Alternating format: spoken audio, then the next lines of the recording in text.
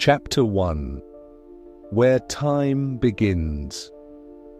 In the heart of a desert that once held the breath of life, the stones remember. Before the towering pyramids pierced the sky, and before the name Egypt was ever spoken, there were stories etched in silence. Stories left behind by hands we will never know. These stories did not use words. They used shapes, lines, and quiet carvings on warm cliff faces. Petroglyphs, scratched into stone walls high above dry riverbeds, offer the earliest glimpses into the soul of a people not yet called Egyptians. Long before the Nile became a sacred river, long before kings sat on thrones, these early humans wandered between waterholes and wild grasses, moving with the seasons and stars. But even then, something stirred in their hearts, something deeper than survival. They began to draw what they saw, and perhaps more than that, what they felt. Giraffes, birds, and cows, carefully outlined on sandstone walls, hint at a reverence for the living world, a soft recognition of the sacred in the ordinary. These were not mere decorations. The images whisper of meaning. Some animals stand upright, walking like humans. Others appear in rows, repeating like chants. What made a person stop and chip a shape into stone under the blazing sun? What silence did they try to fill? Among these rocks, some of the earliest seeds of symbolic thought were planted. They show that humanity had already begun to dream, to wonder, to reach inward and upward. These whispers from stone are the breath of the past, soft but eternal. They tell us that before there was Egypt, there was already a longing to speak to the unseen. The green Sahara and the nomadic heart. It's hard to imagine now, but once, the Sahara was not a desert. The wind, now sharp and dry, once carried the scent of rain. Rolling green hills, rivers teeming with fish, and forests alive with life stretched across what we now call Egypt's western wilderness. It was a place of water and warmth, of grasses swaying under cloudy skies. Elephants, hippos, and antelope roamed freely. And among them walked early humans, hunters, gatherers, quiet stewards of a green world. They did not build cities. They did not carve monuments. But they lived deeply, in tune with a land that listened. Then slowly, something shifted. The rains began to vanish. Year after year the skies dried, the forests withered, the grasses turned to dust, the rivers curled in on themselves and disappeared. The people began to move, slowly but steadily, toward the one place that still breathed, the Nile. It was not a migration of conquest. It was a quiet, sacred retreat toward life. The Nile, long and patient, became their guide. They settled near its banks, learning to plant and to wait, to sow and to reap. The cycles of flood and soil gave rhythm to their days. And in this steady heartbeat, community was born. The loss of the green Sahara was not the end. It was the beginning of something new, something rooted in memory, yet shaped by the river. The ancient Egyptians never forgot the savannah. In Nishan, their stories, gods still roamed the wilds. In their paintings, hippos swam and antelope danced. The nomadic heart became the Egyptian soul, shaped by loss, but made whole by water. The circle of stars. In the far reaches of southern Egypt, on the edge of the Nubian sands, lies a circle older than Stonehenge. Nabta Playa, a flat, quiet basin that once held rain-fed lakes, is home to one of humanity's first astronomical mysteries. Hidden for millennia beneath the shifting sands, its stones stood waiting, aligned with the heavens. 7,000 years ago, a people of cattle herders stood here under star-filled skies. They were not kings, they had no temples. Yet they watched the stars with careful reverence. They arranged slabs of sandstone in a deliberate circle, each stone a marker of the skies, each alignment pointing to celestial truths. What did they see? The rising of Sirius, the flooding promise of the Nile, the cycle of solstices. These were not just lights in the sky, they were signs, rhythms, blessings. To know the stars was to know when to move, when to plant, when the river would rise. Nabta, Playa was not only a calendar, it was a place of gathering, of ceremony. Buried beneath the sand are cattle bones placed in order, wrapped in ritual. These animals were sacred, not just for food, but for meaning. The people of Nabta looked up to the stars and found the divine. They looked at the cattle and saw symbols of life, fertility, the earth itself. The circle still stands, quietly resisting time. And though its builders are gone, the questions remain. Why did they align stone to starlight? What did they know? Not with numbers, but with wonder. Here at Nabta Playa, we meet the first sacred sky watchers. They did not write, but they remembered. They did not rule, but they understood. And through them, the earliest Egyptian gaze turned heavenward, toward a universe not feared, but followed. The cow, the earth, and the goddess to come. Among all the animals carved into ancient stone, one returns again and again, the cow. To modern eyes, it may seem simple, a creature of field and milk, but to the early Egyptians the cow was more than sustenance. It was mother, it was sky, it was sacred. As communities settled along the Nile and began to farm, the cow became the center of life. Its milk fed the young, its strength tilled the soil, its presence brought calm. But something deeper was at play, something spiritual. Over time, the cow took on divine meaning. In painted tombs and carved vessels, the cow stood not as an animal, but as a symbol. And from this reverence rose one of the earliest goddesses, Hathor.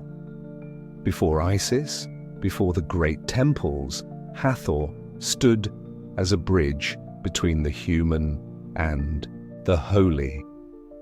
Her image, a cow with a sun disk between her horns, speaks of light and life. She was mother to the Pharaohs, goddess of music, joy, and the stars. To love the cow was to love the earth, the soft, fertile, generous earth. It was to bow not in fear, but in thanks. The Nile brought life, but the cow carried it. She was a walking prayer, a gentle reminder that the sacred was not far above, but right here, eating grass under golden light. And so, as the first cities began to rise and the first names were written in stone, the spirit of the cow remained. She was not forgotten. She had been there since the whispering stones. She had walked with the nomads and stood under the star circles. Now she stood at the gates of temples, watching as Egypt was born. The goddess had come, not with thunder but with silence, not with power but with presence. Chapter 2: The River That Made a Nation. In a land shaped by stone, sand, and silence, there flowed a river that refused to be forgotten. It was not loud. It did not leap or crash like other rivers of the world. Instead, it whispered. It curved gently through the desert, a ribbon of dark blue cradled by sunburnt earth. And where it passed, life stirred.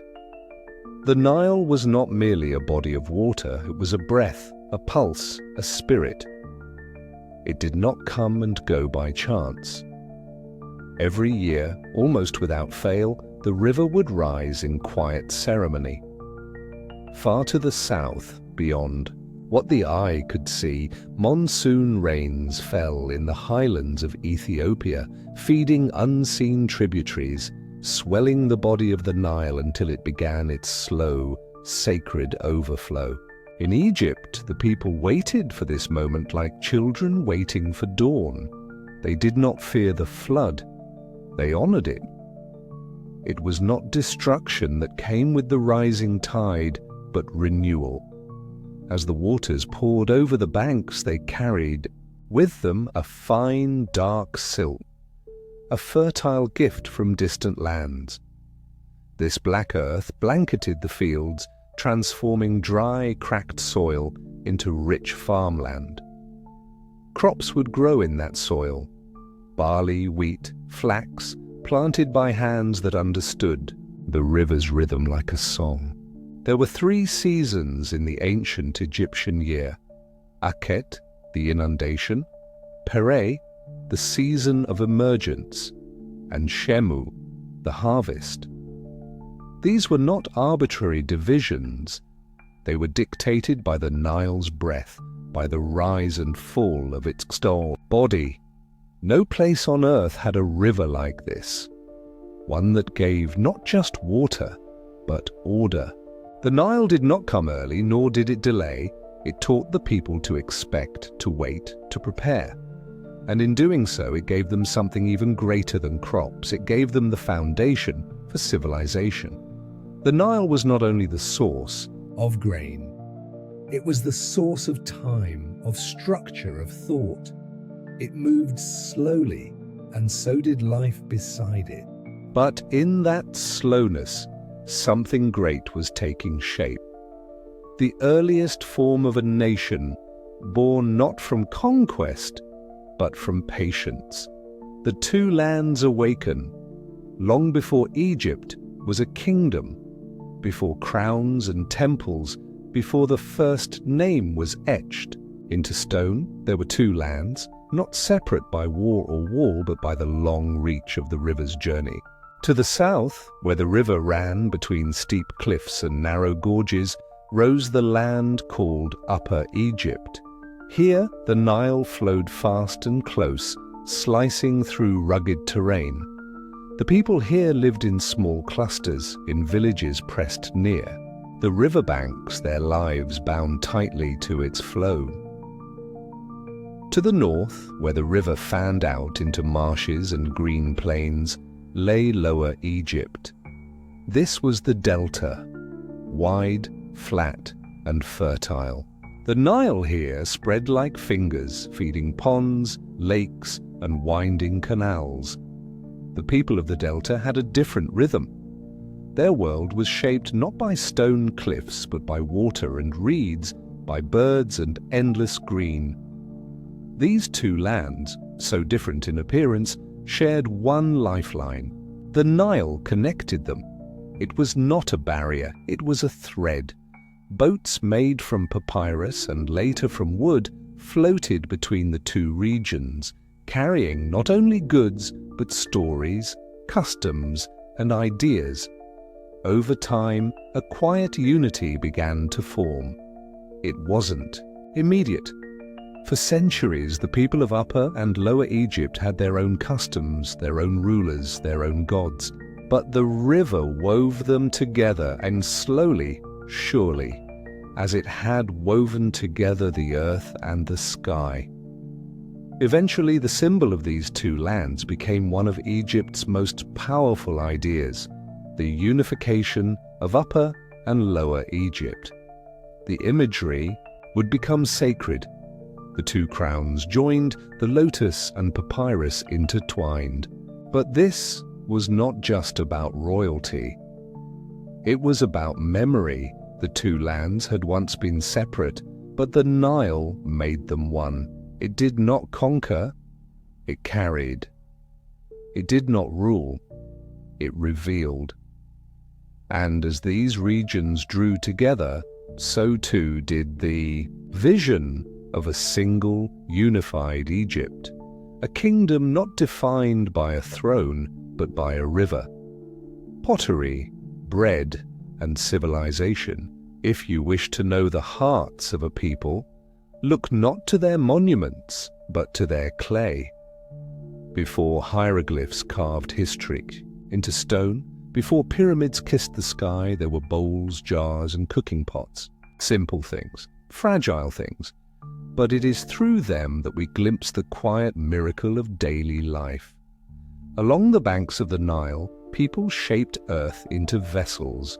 They formed wide-mouthed jars to hold grain, smooth dishes to knead dough, and painted urns for storing water.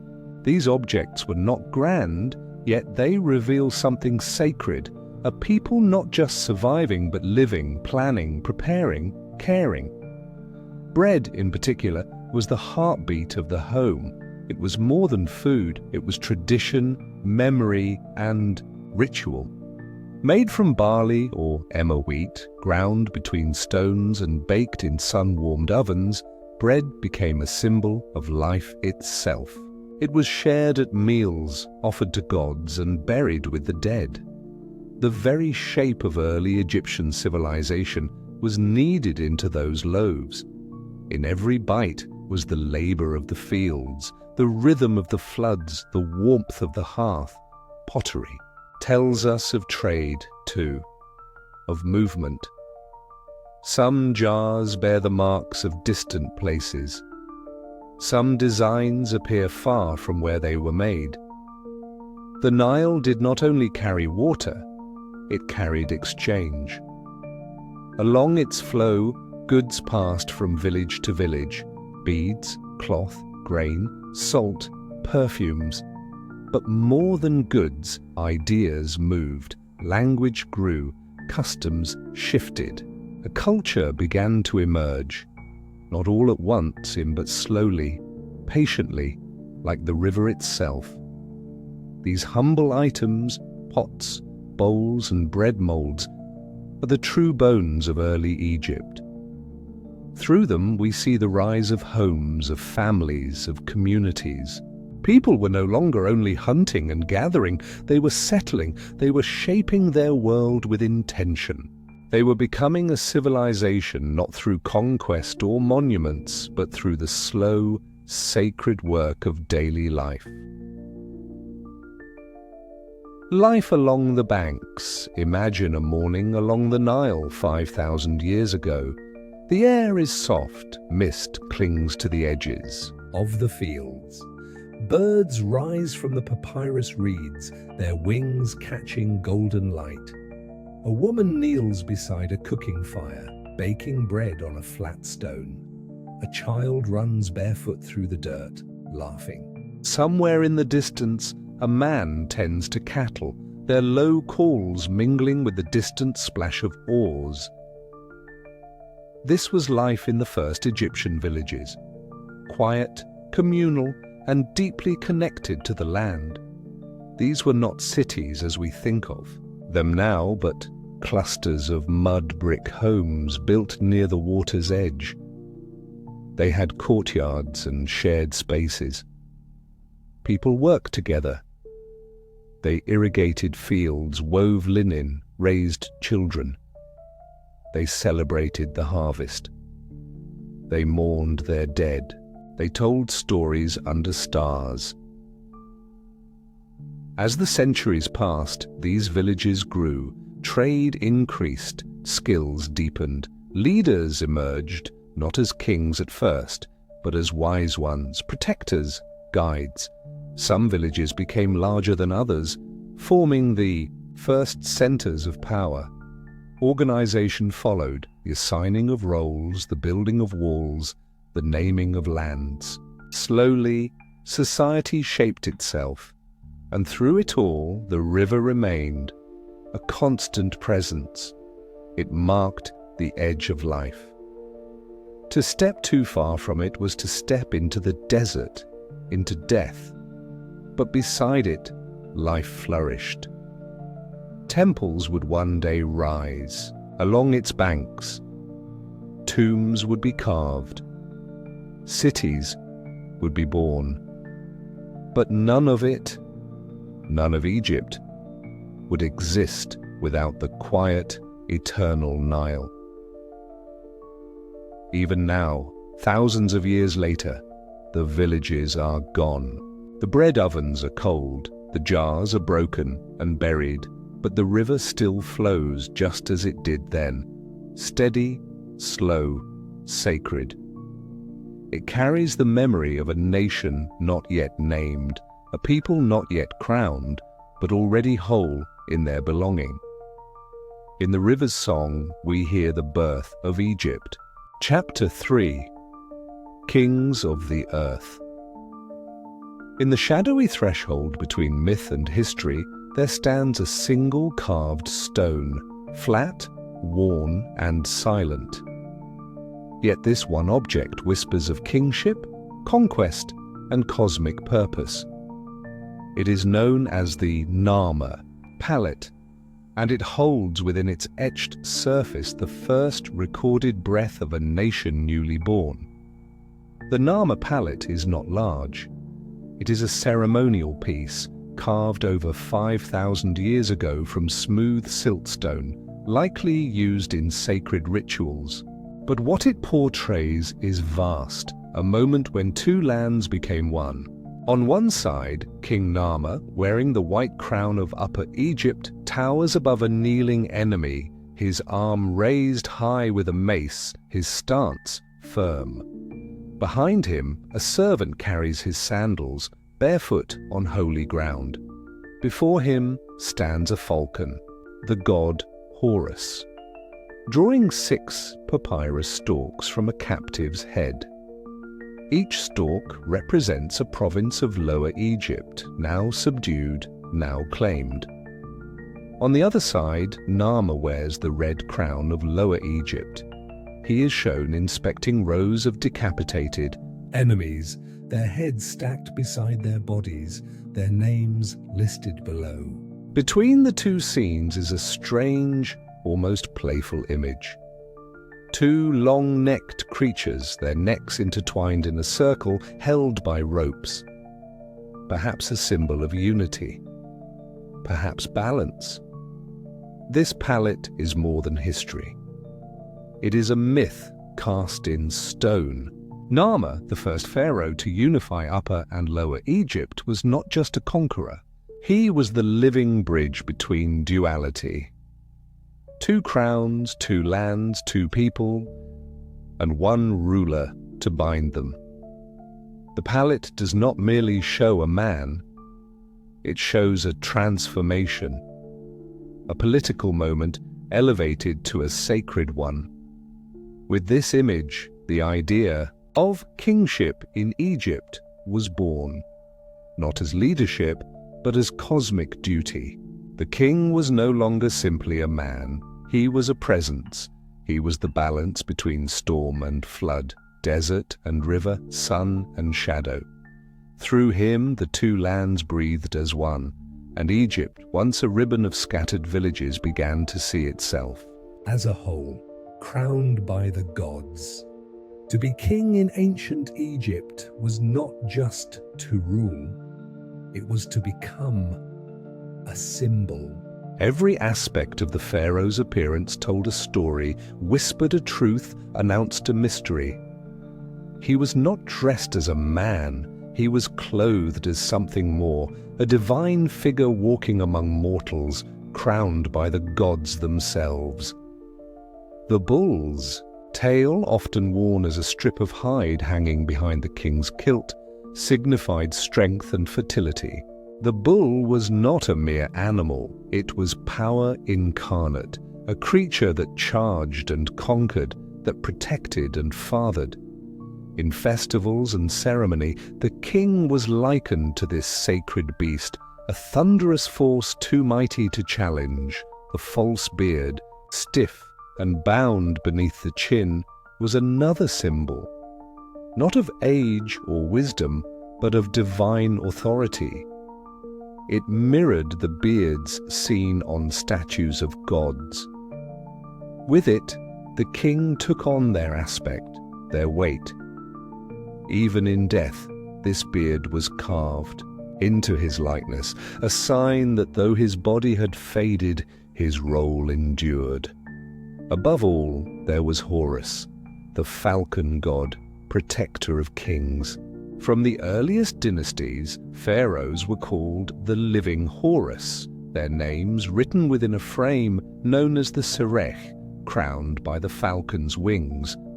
This was no title of flattery, it was a belief that Horus did not merely watch over the king, he was the king, or rather, the king became Horus on earth.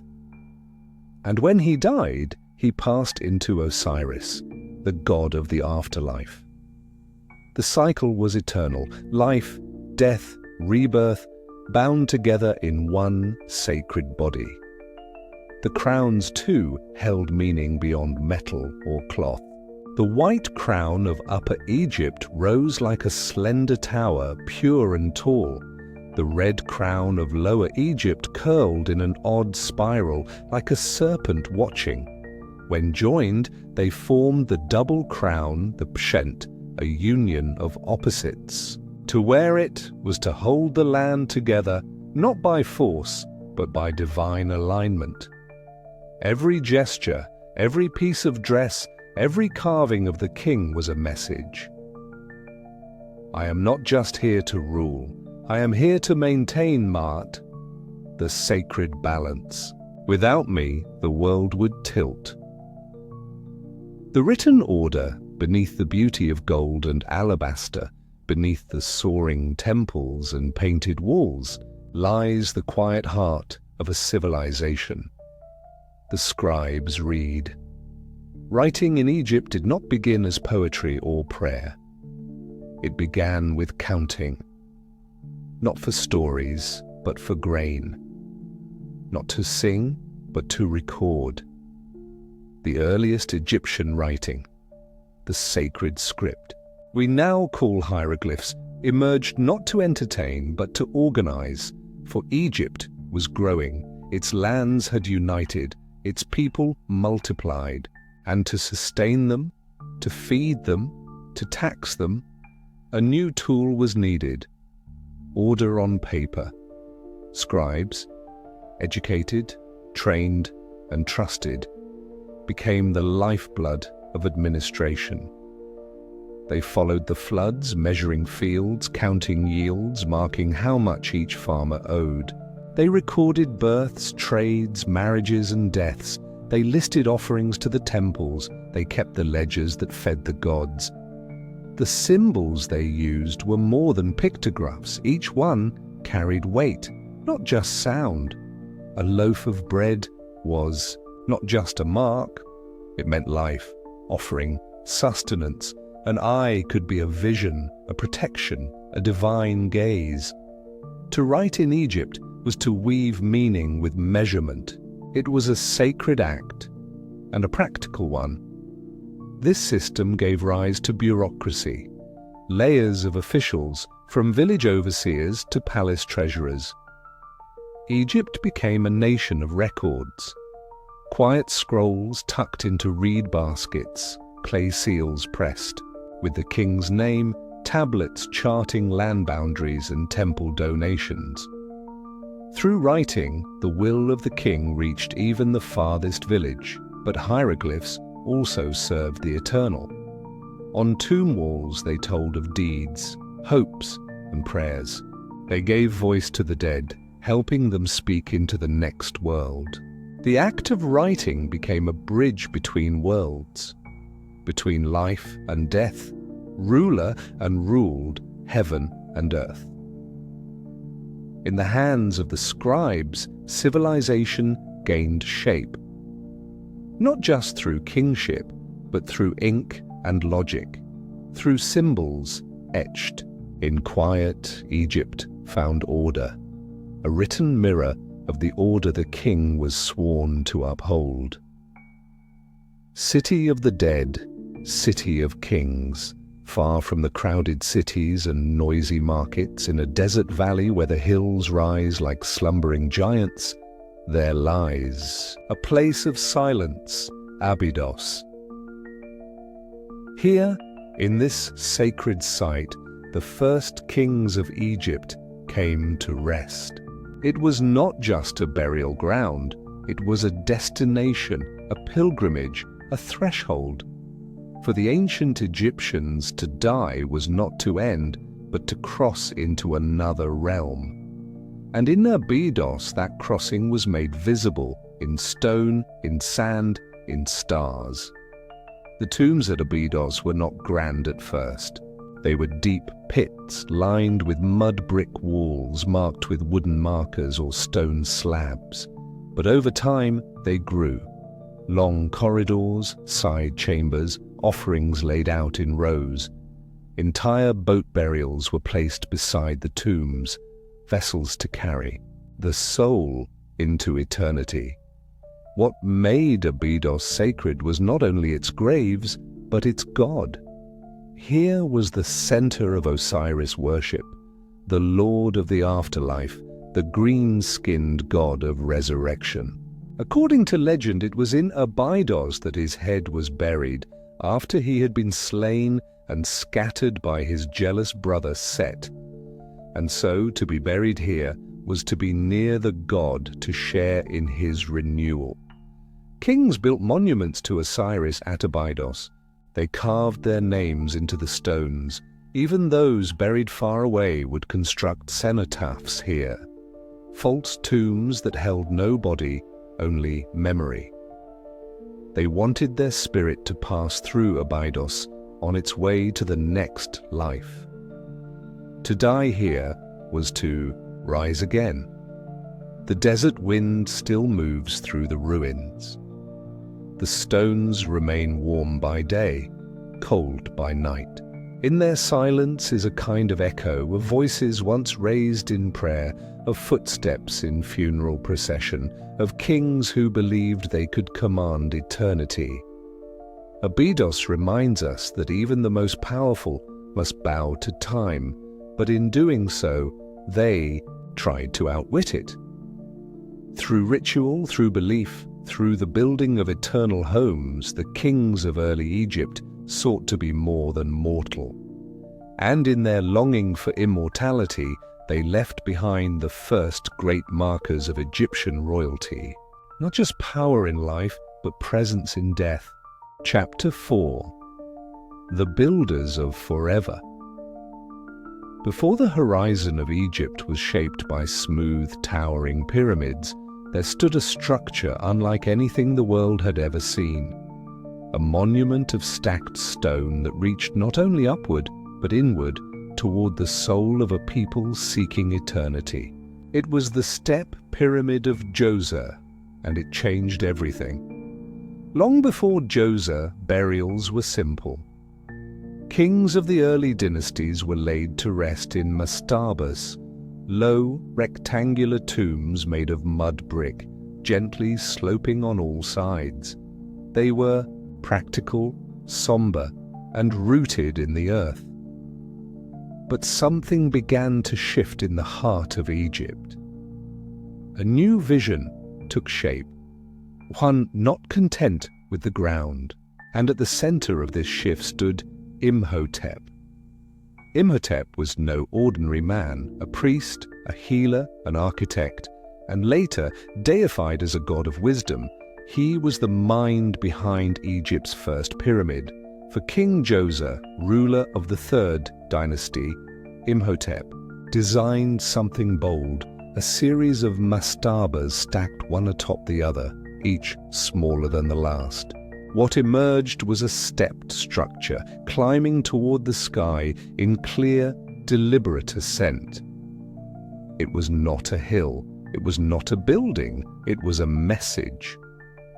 This pyramid, rising from the sands at Saqqara, was the first great attempt to shape stone into spirit. It told of the king's passage not into darkness but into light. The steps led to the heavens where the pharaoh would join the gods. For the first time, a monument reached not outward in conquest but upward in belief. Around the step pyramid, an entire complex was built. Temples, courtyards, columns like bundled reeds carved in limestone. Every part was designed for the afterlife, a stage for rituals, for remembrance, for the journey beyond. Death was not the end. It was the beginning of eternity, and the pyramid stood as the gateway. The step pyramid was the blueprint for a new Egypt. From it came ambition, order, and the understanding that stone could carry memory, not just for a lifetime, but for all time. Stone, soul, and shadow. With Djoser's tomb, the age of simple clay and sun-dried brick came to a close. Egypt turned its gaze to something more eternal. Limestone. Soft when first quarried, it hardened with time, capable of bearing the weight of kings and gods alike. In this white stone, smooth and luminous under the desert sun, Egypt found its language of forever. No longer would tombs crumble with age. Now they would endure. Massive and precise, designed not only to awe, but to last beyond the fall of empires. As the Fourth Dynasty dawned, kings envisioned monuments larger, purer, and more perfect than ever before. The transition from step to smooth was both architectural and spiritual. A new belief emerged that the pharaoh did not climb to heaven in stages, but ascended as light itself, like the rays of the sun. The pyramids of Sneferu, builder of three great structures, mark this transformation. His bent pyramid, with its sudden change of angle midway up, stands as a testimony to learning, to risk, to daring. His red pyramid, broad-based and serene, is Egypt's first true smooth-sided pyramid.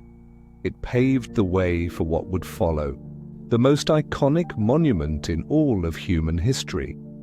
The Great Pyramid of Giza, built for Khufu, was not just large, it was perfect.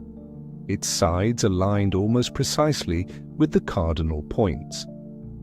Each limestone block, cut and carried, fit with such precision that even modern tools struggle to replicate it.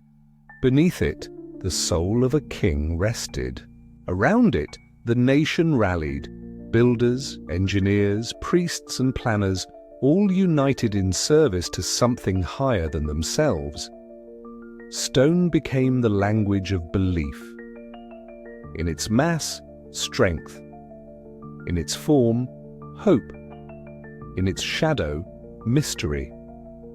These were not piles of rock. They were prayers. Prayers carved not with words, but with will.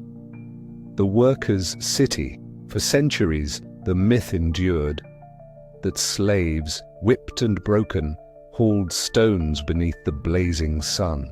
But that image, though dramatic, is untrue. The pyramids were not built by chains. They were built by citizens, by workers who lived, labored, and believed. At the foot of the Giza Plateau, archaeologists uncovered what had long been buried: a city. Streets, houses, bakeries, barracks, graves. This was no slave camp. It was a functioning community, planned and supported by the state, dedicated to the task of raising a monument to the sky. The workers came from across Egypt. Some were permanent craftsmen, stone carvers, masons, architects. Others were seasonal laborers, farmers who came during the inundation when fields were flooded and planting paused. They were fed, housed, and cared for. They worked in rotating teams, likely proud of their role in something far greater than themselves. Life in the workers' city was not easy. The days were long, the tasks heavy. Injuries happened. Bones show signs of strain, yet alongside them are signs of treatment, of rest, of healing. There was meat in their diets, bread baked in massive communal ovens, beers brewed in clay jars. Even in death, they were buried with respect, not tossed aside, but laid down, with care. Each block they placed, each line they measured, was an offering, not to a tyrant, but to time. They were building not for their king alone, but for Egypt itself. And though their names are mostly lost, their labor endures. The pyramids still stand, not as monuments to slavery, but as testaments to shared purpose, to human hands working together for something eternal. Into the chamber of silence, deep inside the heart of the Great Pyramid, beyond corridors and blind shafts, there lies a room untouched by the sun, the king's chamber, a box of granite hidden in the core of the world's greatest tomb. It is silent, still, and deeply mysterious. This chamber is not ornate. There are no paintings, no gold, no hieroglyphs. Only stone, thick, smooth, heavy. The air is cool. Sound dies quickly here. It is a space built not for decoration, but for presence. The sarcophagus, carved from a single block of red granite, lies empty now. But once it held a king, a man who believed he could rise with the stars. Above the chamber are massive slabs forming a series of relieving chambers, a brilliant solution to the weight above. This was not a random pile of rock. It was planned with care, shaped with foresight. The architects of Egypt were not only dreamers, they were engineers, artists of both soul and structure. In this silence, something stirs. Not fear, not reverence, something deeper. A sense that here, in this dark and quiet place, time has bent. The walls do not speak, but they echo. They echo with thousands of footsteps, with the voices of planners, with the breath of stone haulers, with the chant of priests. The pyramid is not empty. It is full. Full of memory, of intention, of stillness. To stand here, in this chamber, is to feel the weight of a civilization that did not seek immortality through conquest, but through continuity. The king laid here not to be worshipped, but to journey. And those who built around him did so, not for a reward, but for a vision, that through stone a soul could endure. Chapter 5. When the river withdrew. There is a silence that falls when the river does not rise. For centuries, the people of Egypt had lived in harmony with the Nile's sacred rhythm.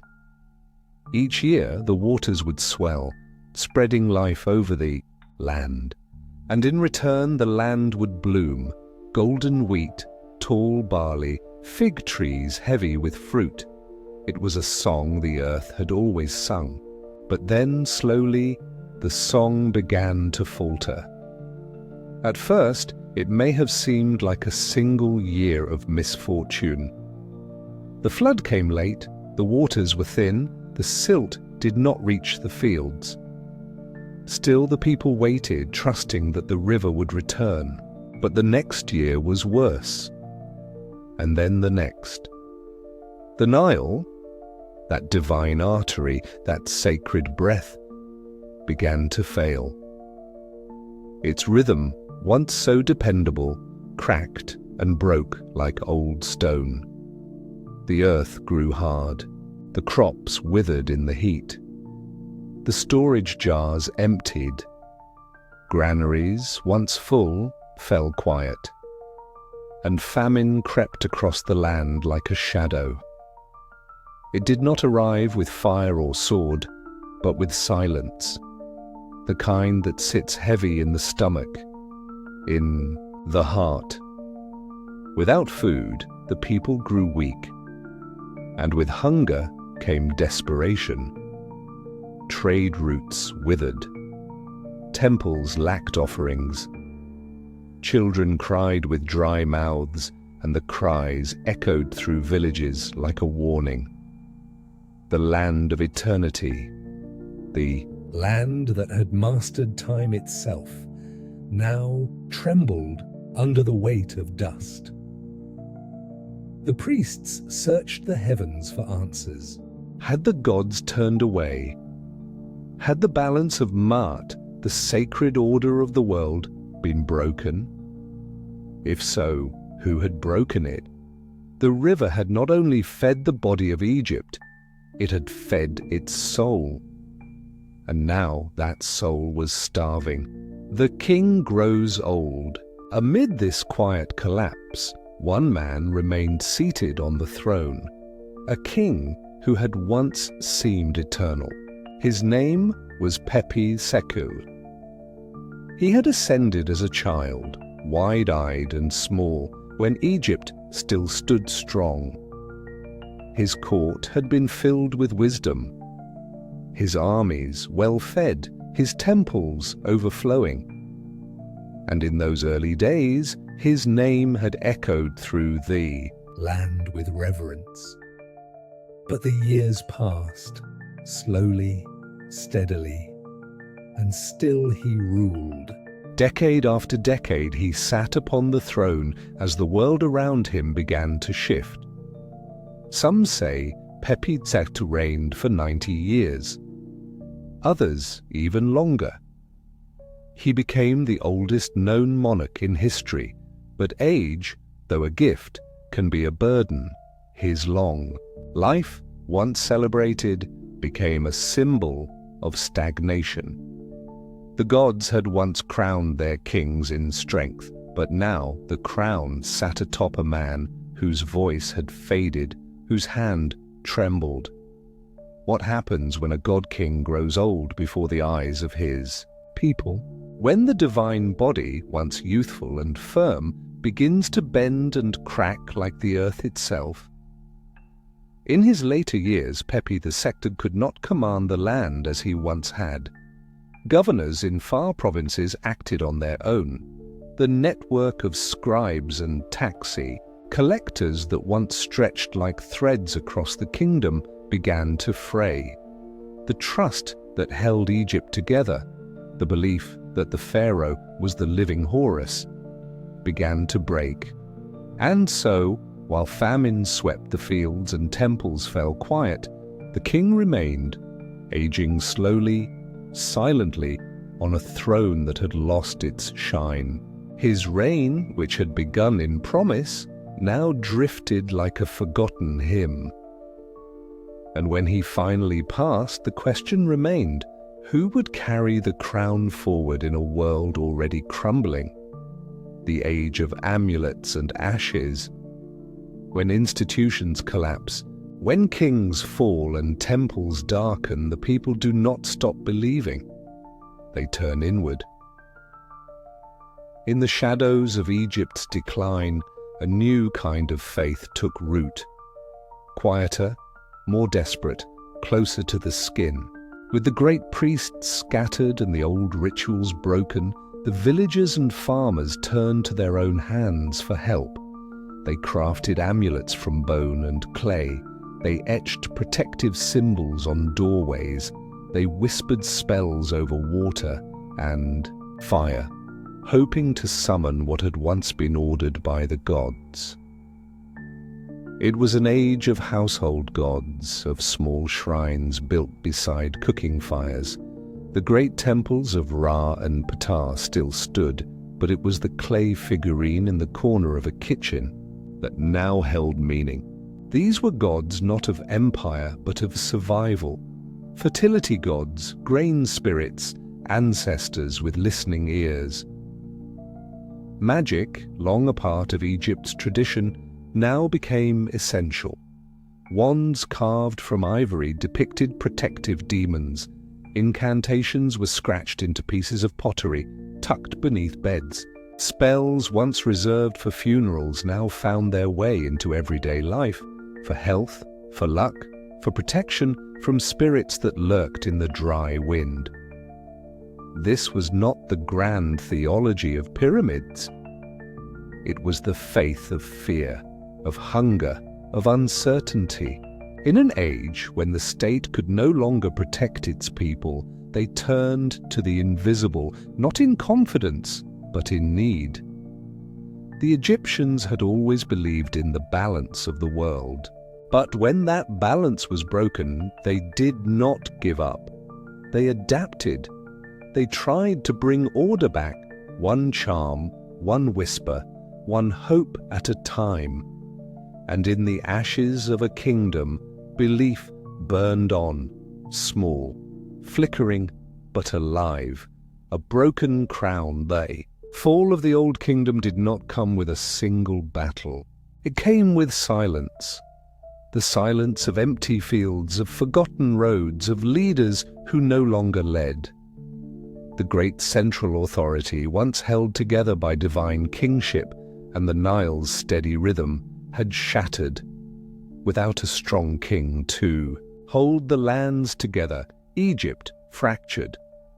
The once unified country split into smaller regions, each ruled by its own local lord. Nomarchs who controlled their provinces like kings, building their own tombs, raising their own armies, collecting their own taxes. The capital faded into memory. The voice of the pharaoh, once thunderous across the land, now struggled to reach beyond his own palace walls. These local rulers fought among themselves. Some forged alliances, others battled for power. What had once been a great, flowing river of unity now broke into streams of rivalry and ambition. Egypt had become a patchwork of ambitions, no longer a single dream, but many, each one competing, none large enough to contain the rest. The land bore the wounds of division. Tombs were looted, records were lost. Farmers no longer knew to whom they paid taxes. Priests prayed in isolation. The beautiful stillness of the old kingdom, the harmony between man, king, and God, had become noise. Yet in that noise, seeds were planted. This was not the end of Egypt. It was a long, painful pause, a waiting breath. History would later call this time the first intermediate period, a term cold and clinical, but to those who lived it, it was the end of a world where the river had always risen, a world where the king had always ruled, a world where the gods had always watched. And yet, even in brokenness, the people endured. The Nile would return, the balance would shift, a new dynasty would rise. But for now, the crown lay cracked in the dust, not gone, only sleeping. Chapter 6. The Tomb of the Warlord. In a dusty cliffside near the ancient town of Mo'ala, there lies a tomb unlike any other. It does not belong to a great pharaoh or a god-anointed king. It belongs to a man named Anktifi, not crowned, but carved into memory through words of pride and power. In this tomb, carved deep into rock, we do not find silence or reverence. We find a voice, loud, boastful, desperate to be remembered. "I am the beginning and the end," he proclaims in bold hieroglyphs that stretch across the chamber walls. "There was no one brave but me. I fed the hungry, I saved the people, I brought peace." These are not humble inscriptions, They are declarations, thunderous, repeating, and grand. Yet beneath them lies something quieter. A world in ruin, a land broken and hungry, and a man trying to shape it into something he could control. Ankhtifi was no king. He was a local governor, a warlord perhaps, who ruled southern Egypt during the first intermediate period, a time when the old unity of Egypt had fallen apart. There was no strong ruler in Memphis, no great pyramid rising from the sands. What remained were fragments, regions, villages, and strongmen rising from the wreckage of the past.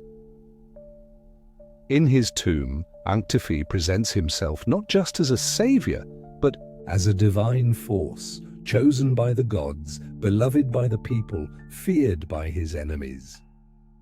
He boasts of feeding the starving and defeating the wicked.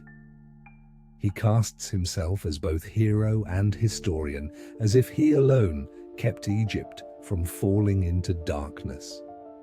But as we read his words, we must ask, is this truth or is this performance? Was he truly a protector, or simply another man grasping for control in a world where law had withered? The voice on the wall is clear, insistent, but its clarity hides the chaos behind it.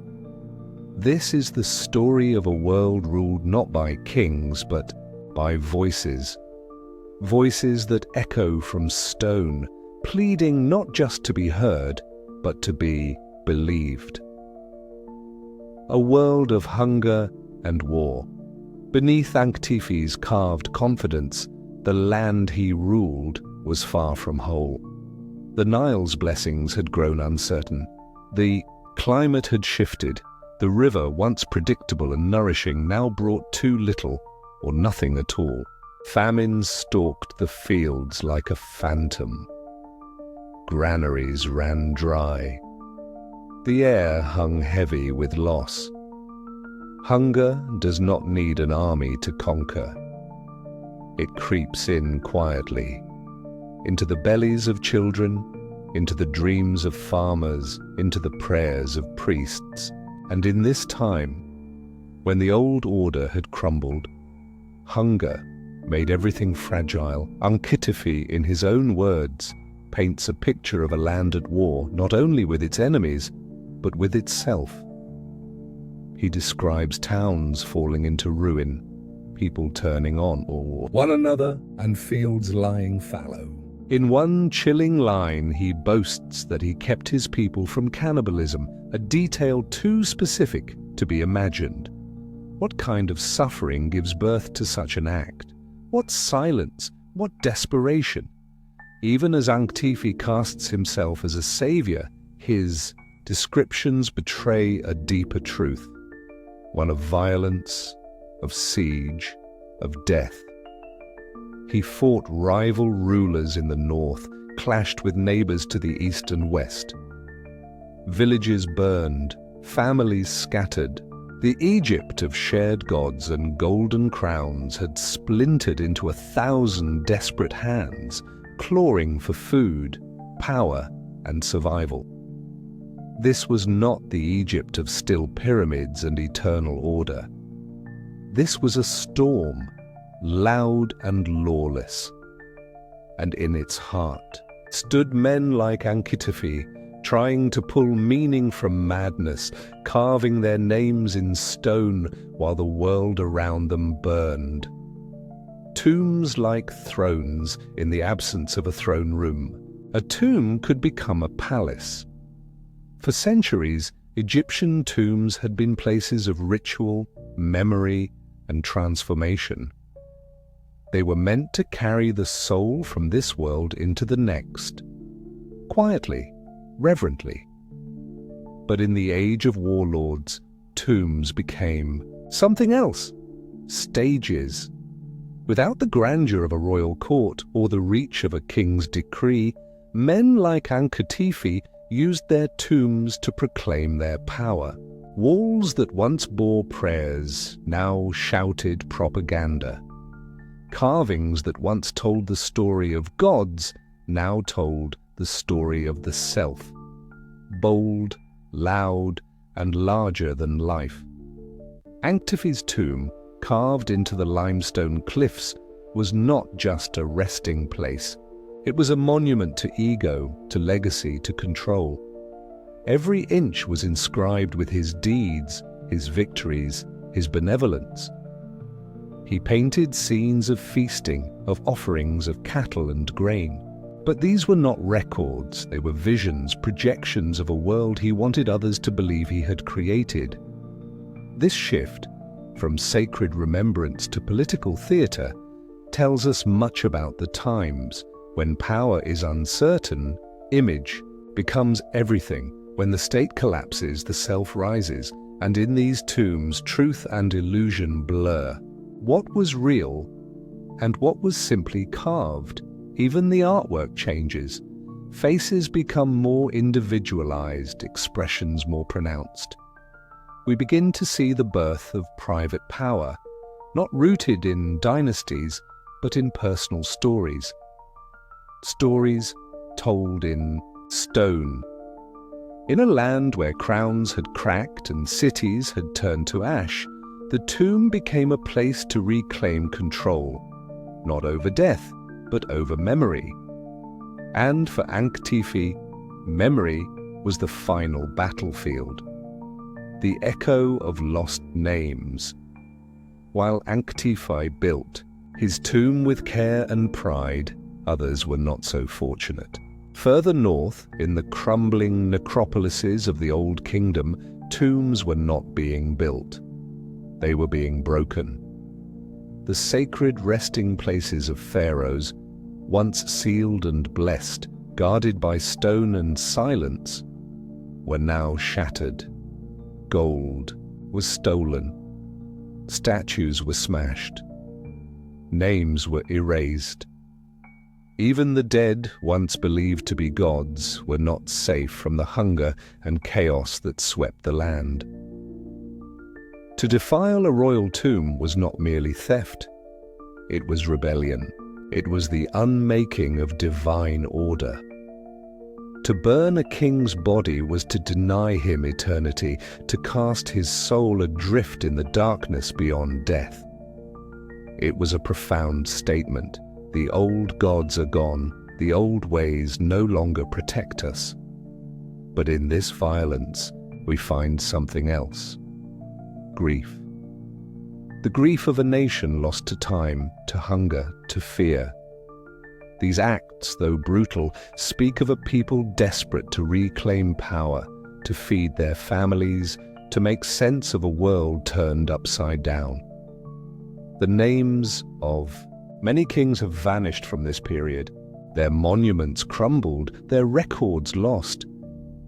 We know of them only through fragments, half-erased hieroglyphs, broken jars, whispered mentions in later texts. They ruled, they lived, they died, and now they are gone. But even in this forgetting, there is memory. The memory of a time when Egypt did not sing, but groaned. When its people, proud and spiritual, faced the slow unraveling of all they had believed to be eternal. And yet the Nile still flowed. The sun still rose. And from these ashes, Egypt would one day rise again. Chapter 7. The Warrior Who Reunited Egypt. In the highlands of Thebes, where cliffs rise like great stone curtains, and the Nile winds through quiet valleys, a new light began to flicker through Egypt's long night. After years of famine, warlords, and crumbling crowns, the land was weary. But it was not yet finished. From the dust and fragments of the first intermediate period, a warrior rose, a prince of Thebes who would one day be called the savior of Egypt. His name was Mentuhotep, and his story began not with gold, but with purpose. The name Mentuhotep means Montu is satisfied, Montu, the falcon-headed god of war, was the deity of Thebes, a symbol of fire and force, of divine strength wrapped in armor. To be named for this god was not coincidence, it was prophecy. Mentuhotep was born to rule in an age when Egypt had forgotten what it meant to be whole. The gods no longer spoke through kings.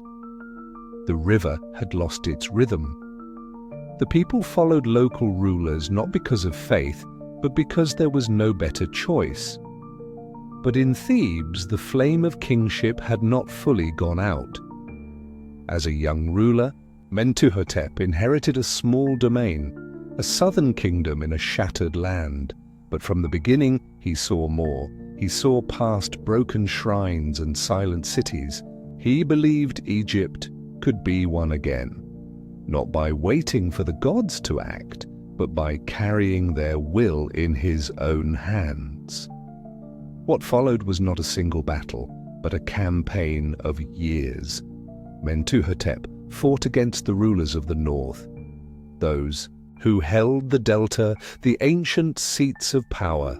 His army pushed northward, slowly reclaiming towns, shrines, and souls. Each victory was not just a conquest, it was a restoration. The name of the pharaoh began to matter again. The rituals returned. The old symbols breathed once more. Mentuhotep was more than a fighter. He was a healer through war, a restorer through steel. And with each step forward, Egypt's memory of itself began to return. Red crown, white crown, in the ancient language. Of Egypt, the two halves of the land had names like poetry.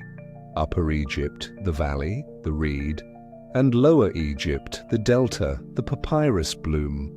For generations, these two worlds had drifted apart, no longer united beneath one voice.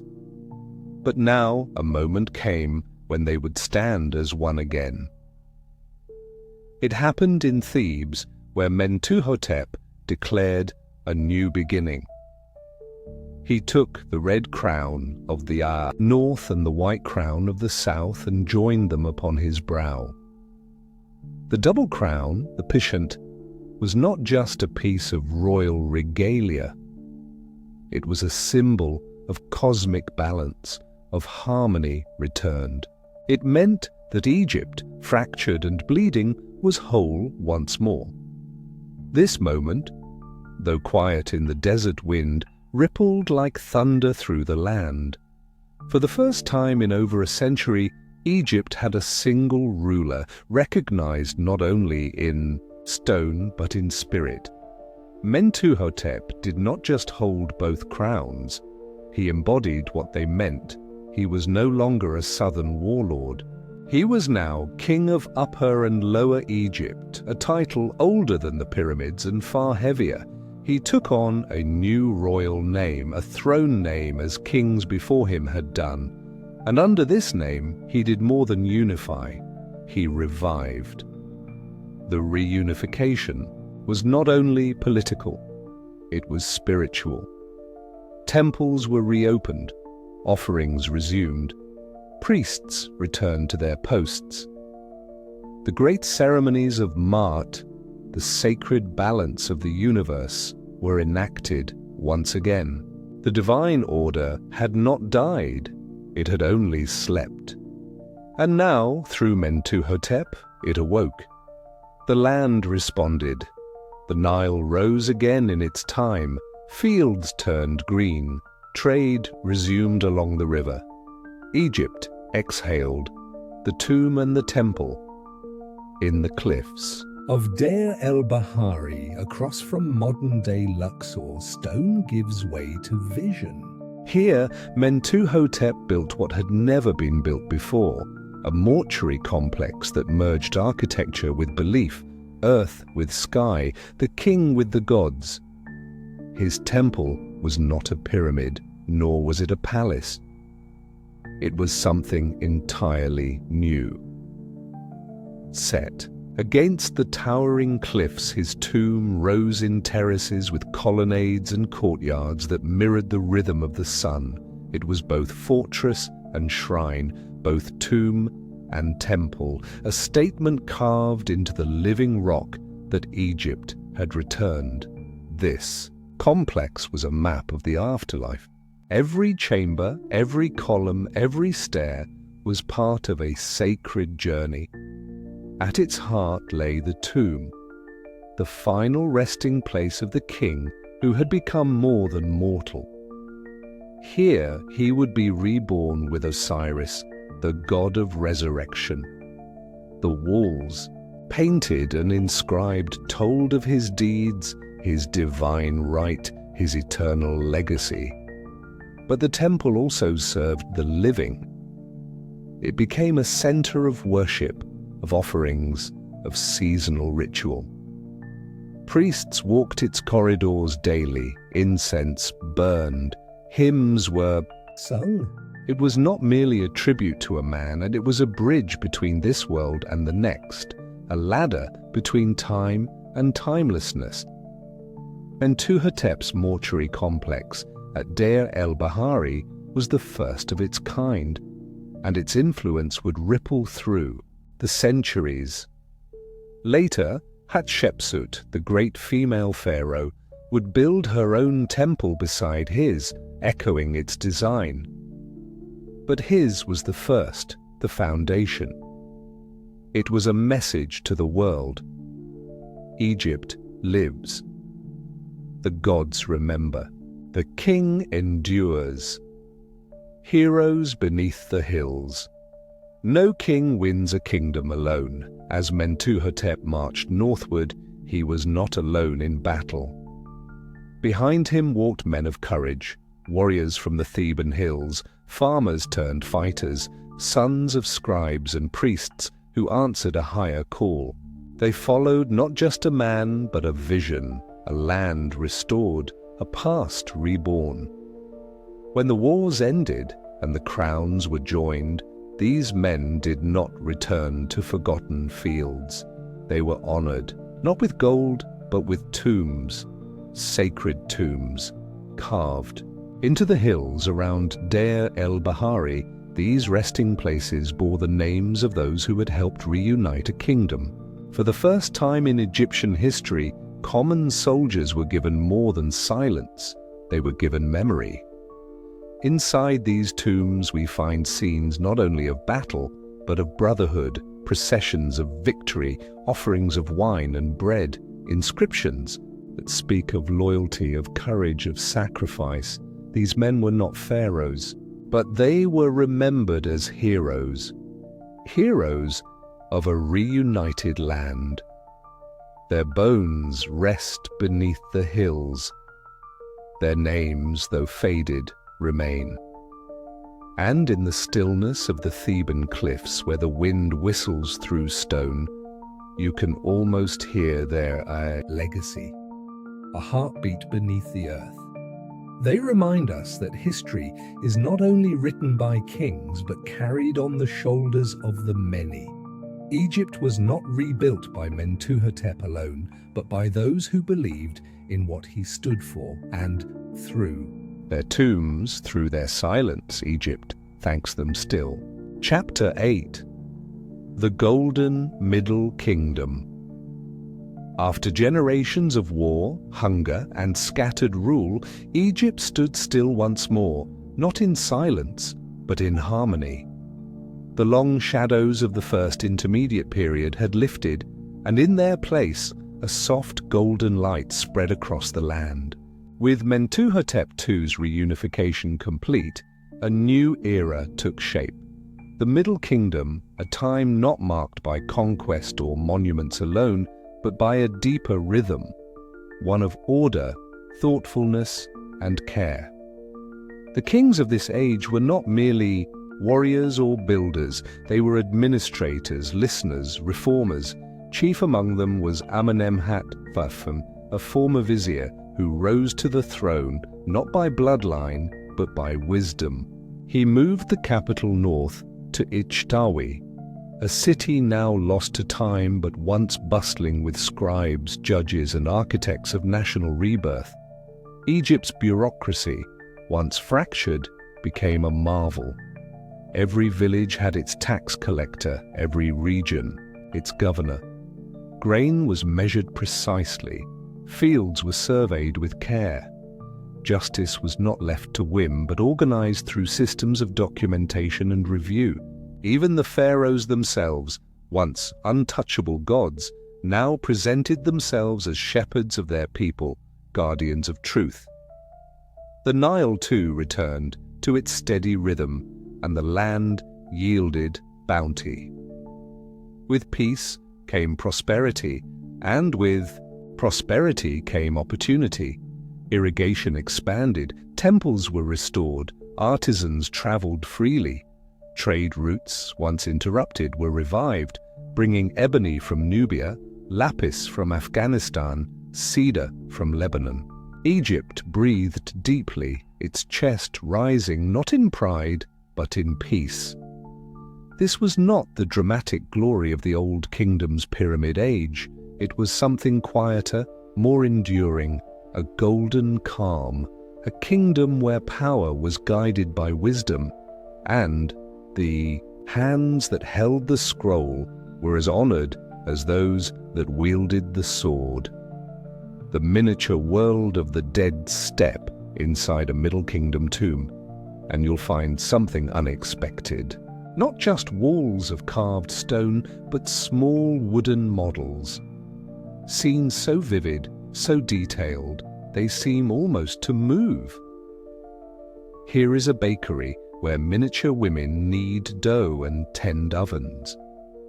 Here is a brewery with tiny men pouring beer into clay jars. There are granaries filled with stacked baskets, cattle pens with herders mid-step, and fishing boats with tiny sails puffed by the carved breeze.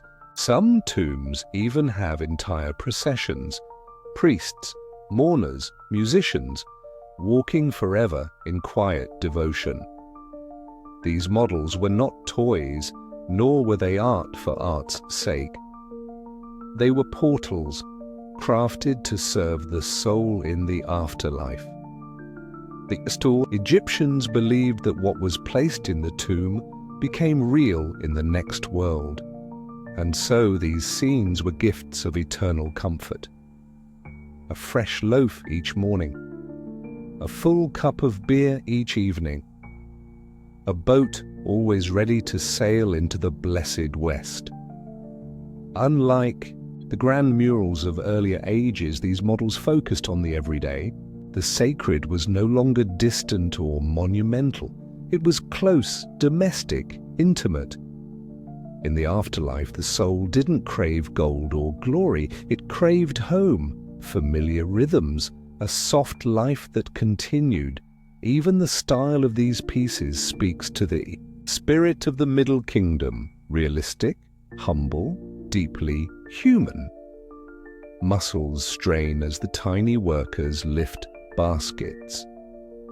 The cattle look weary from the heat. There is empathy carved into every figure. These tombs teach us something profound, that in this golden age, the Egyptians didn't just prepare for death.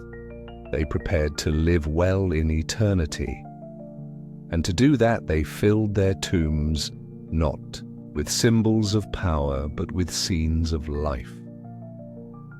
Everyday Egypt, beyond the tombs and temples, Egypt in the Middle Kingdom was alive with ordinary wonder. The wars had ended, the land had healed, and for the first time in generations the countryside breathed in peace. Along the banks of the Nile, in whitewashed villages of mud brick, life moved with gentle purpose. Farmers rose before the sun, walking barefoot to the fields. With simple wooden ploughs they turned the black soil, their oxen slow and steady. Children played among reed fences, chasing birds and dust with laughter that drifted into the palm trees. Women oversaw homes with quiet strength, grinding grain, weaving linen, tending small altars where incense curled in soft smoke. In some homes, they were also healers and midwives carrying knowledge passed from mother to daughter for generations. The scribes, Egypt's silent engine, sat beneath shaded porches, hunched over scrolls. They recorded harvests, marriages, letters of love and law. Their writing, once a tool of the temple, now shaped daily life. And with each line, they gave rhythm to the nation. Festivals brought music, dance, and food. Offerings laid before the gods, yes, but also shared among neighbors. Life in this era was not luxurious, but it was full. And it was valued. The Middle Kingdom was above all a time of balance. The old and the new. The sacred and the simple. The Pharaoh ruled from afar, but his justice reached even the smallest village. The gods watched from their temples, but also from kitchen altars. Life was grounded yet touched with grace. In this golden calm, Egypt found something rare in history. Not just survival, but contentment. And in that contentment, beauty quietly bloomed, the quiet voice of the soul. As Egypt grew in peace, it turned inward.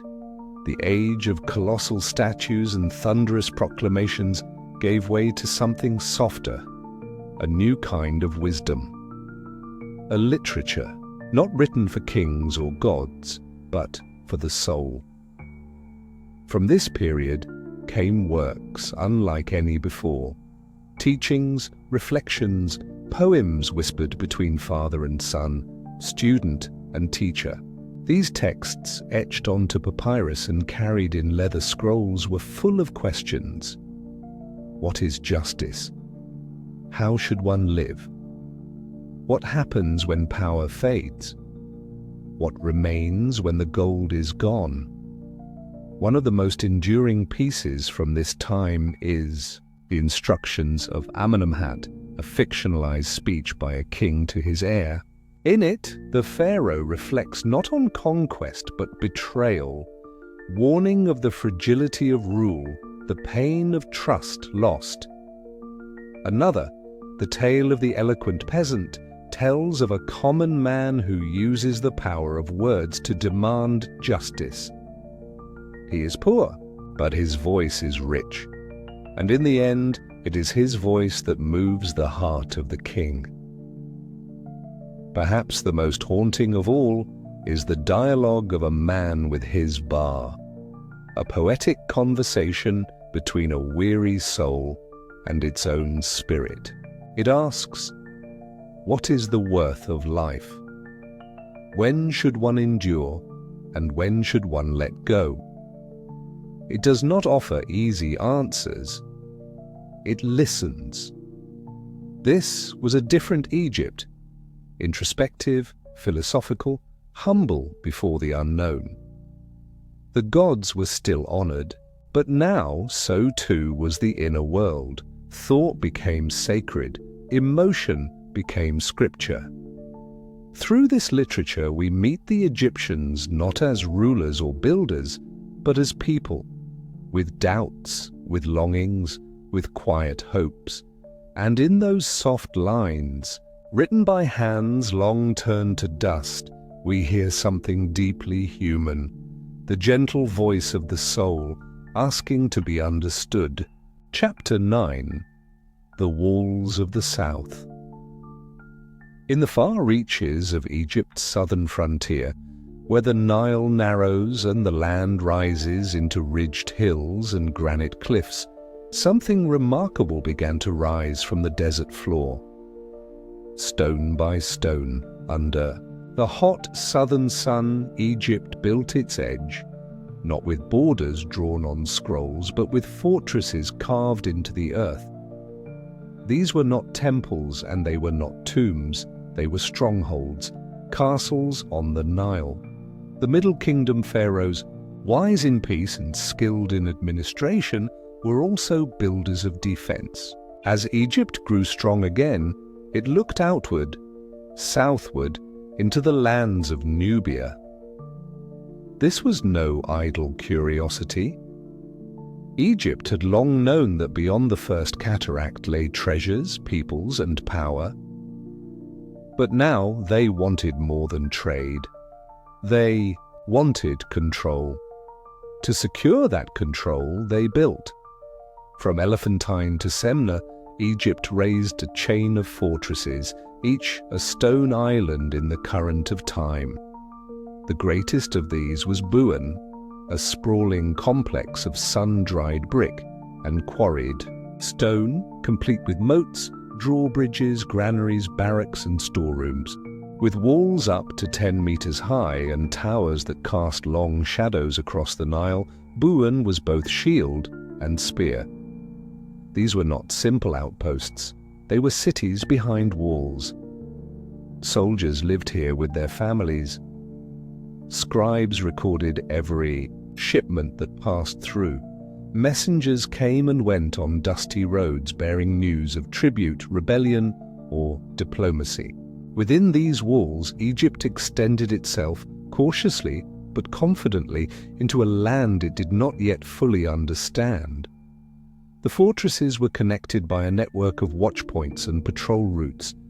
From these stations, the Egyptian state could see what lay ahead, who approached, who resisted, and what the river carried north. But the walls did more than guard. They marked a shift. Egypt was no longer content to be a kingdom bordered by desert. It was becoming something more, a power that projected its order, its writing, its gods, and its will into the unknown. The walls were not ends. They were beginnings. The gold of Kush. South of Egypt's edge, the Nile winds through a region known as Kush, a land of sharp hills, thick forests and wide savannas.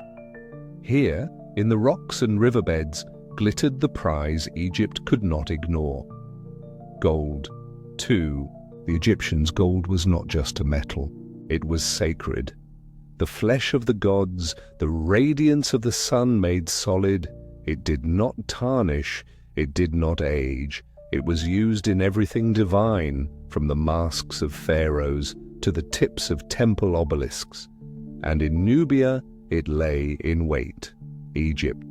Thirst for this gold was powerful.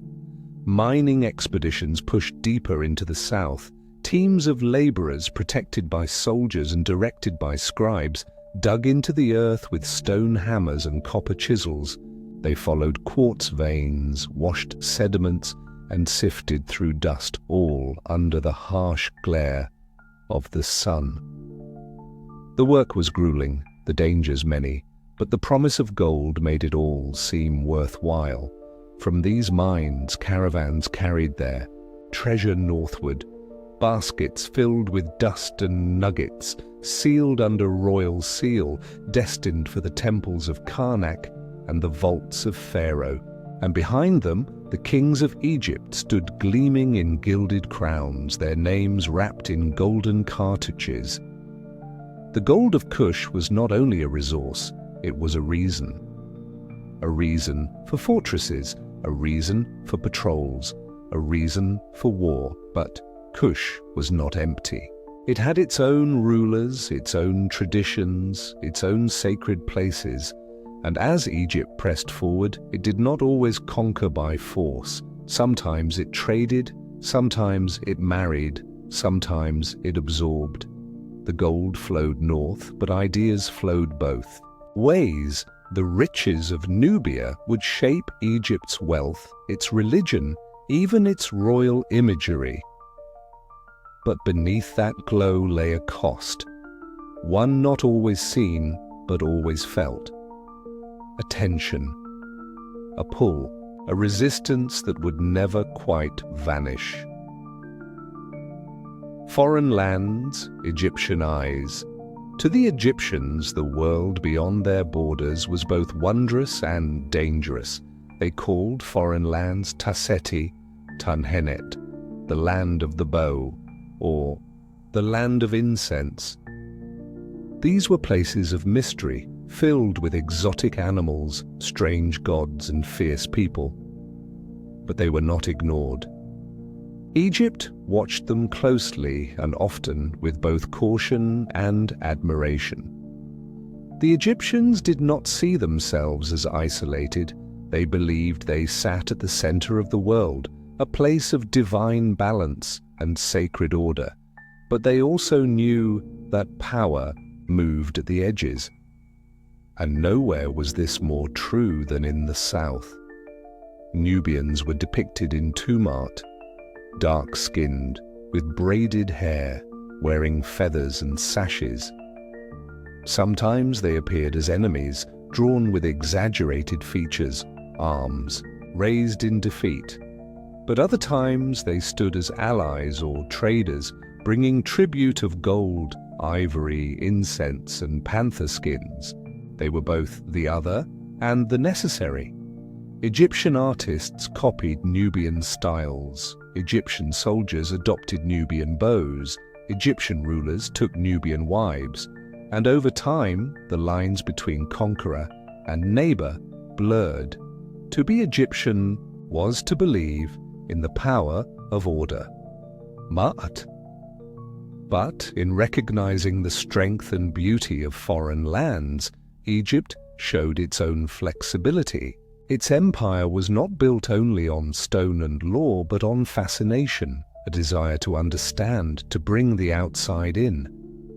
Still, the fear remained. What if those outsiders did not admire Egypt in return? What if they rose against the walls? The stories on temple walls are clear. Egypt stood firm. But the truth in the sand tells of something more complex.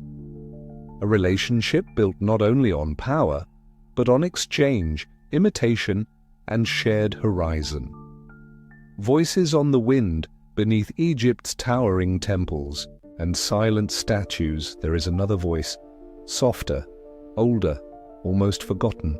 It is the voice of Nubia. The records we have come mostly from Egypt, carved on temple walls, written by scribes who marched with the soldiers, or painted in the tombs of kings. But the silence of Nubia is not absence, it is survival, a history carried not in stone, but in earth, in language, in lineage. In the hills above the Nile, the people of Kush watched the rise of Egypt's walls. They saw the flags fly.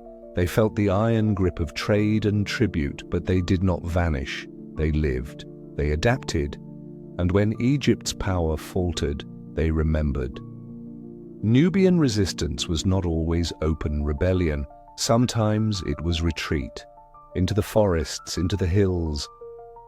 Sometimes it was refusal, to bow, to serve, to forget their own gods. And sometimes it was quiet, a song sung at night, a burial done in the old way, a name whispered that Egypt did not record. But over centuries, this silence built strength. And when Egypt's reach weakened, Nubia rose, not as a subject, but as a kingdom of its own. The voices of these people, their kings, their warriors, their children, may not be carved into sandstone or preserved in scrolls, but they linger on the wind through the valleys of the south. In the echoes of lost temples, in the shadows of old fortresses, we can almost hear them. They remind us that empire does not erase, that the conquered do not disappear, that history has more than one storyteller. And in that quiet truth, the tale of Egypt and Nubia becomes not one of domination, but of two rivers flowing, side by side, sometimes clashing, sometimes blending, always moving toward the sea. Chapter 10. The Shepherd Kings Arrive. There are times in history when the land grows still. when the old rhythms falter and new winds begin to blow. In the broad green delta of northern Egypt, those winds arrived softly at first. Not with war, but with migration. Foreigners came, families with strange accents, merchants with exotic goods, warriors with unfamiliar weapons. They brought horses too, animals that had never run across Egypt's flatlands. And they brought something else, ambition. These people came to be known as the Hyksos, rulers of foreign lands. Their origins stretched back to the northeast, to lands beyond the Sinai, perhaps from Canaan or further. They did not come all at once, nor as a single army. They arrived gradually like a tide, and in a time when Egypt's unity had begun to fade once again, they found a land ready for the taking. They settled first in the delta's eastern edge, founding new cities, the greatest of which was Avaris. It became their stronghold, a fortified city of mud brick walls, chariot yards, and temples not to Amun or Horus, but to Baal, Set, and foreign gods unknown to Egyptian hearts. The temples rang with different hymns, the streets echoed with different tongues, but they did not burn what they found. They adapted. They borrowed the hieroglyphs, mimicked Egyptian dress, even claimed Egyptian titles, yet they were not Egyptians. And everyone knew it. They brought the horse-drawn chariot, swift, light, deadly, a weapon Egypt had never faced. They brought composite bows capable of greater range and force. With these tools and their disciplined ranks, they seized the north, and Egypt, for the first time in centuries, was no longer ruled by its own. The Hyksos did not call themselves our conquerors, but their presence reshaped everything. A new order had come, not from within, but from beyond the sands. Egypt would never be the same again. A pharaoh without the south. While the Hyksos held the north, a flicker of Egyptian kingship remained in the far south, in the city of Thebes. Isolated, smaller, and politically weakened, this native dynasty held no claim to empire. But they held something deeper. Memory. The pharaohs of Thebes during this time ruled little beyond their walls. The land between Thebes and the delta was fractured, ruled by allies of the Hyksos or no one at all. Trade was uncertain, communications were slow, and the once grand rituals of state had diminished to local ceremony. Still, the southern kings called themselves Pharaoh. They offered prayers to Amun, god of the hidden wind, whose temple at Karnak still stood.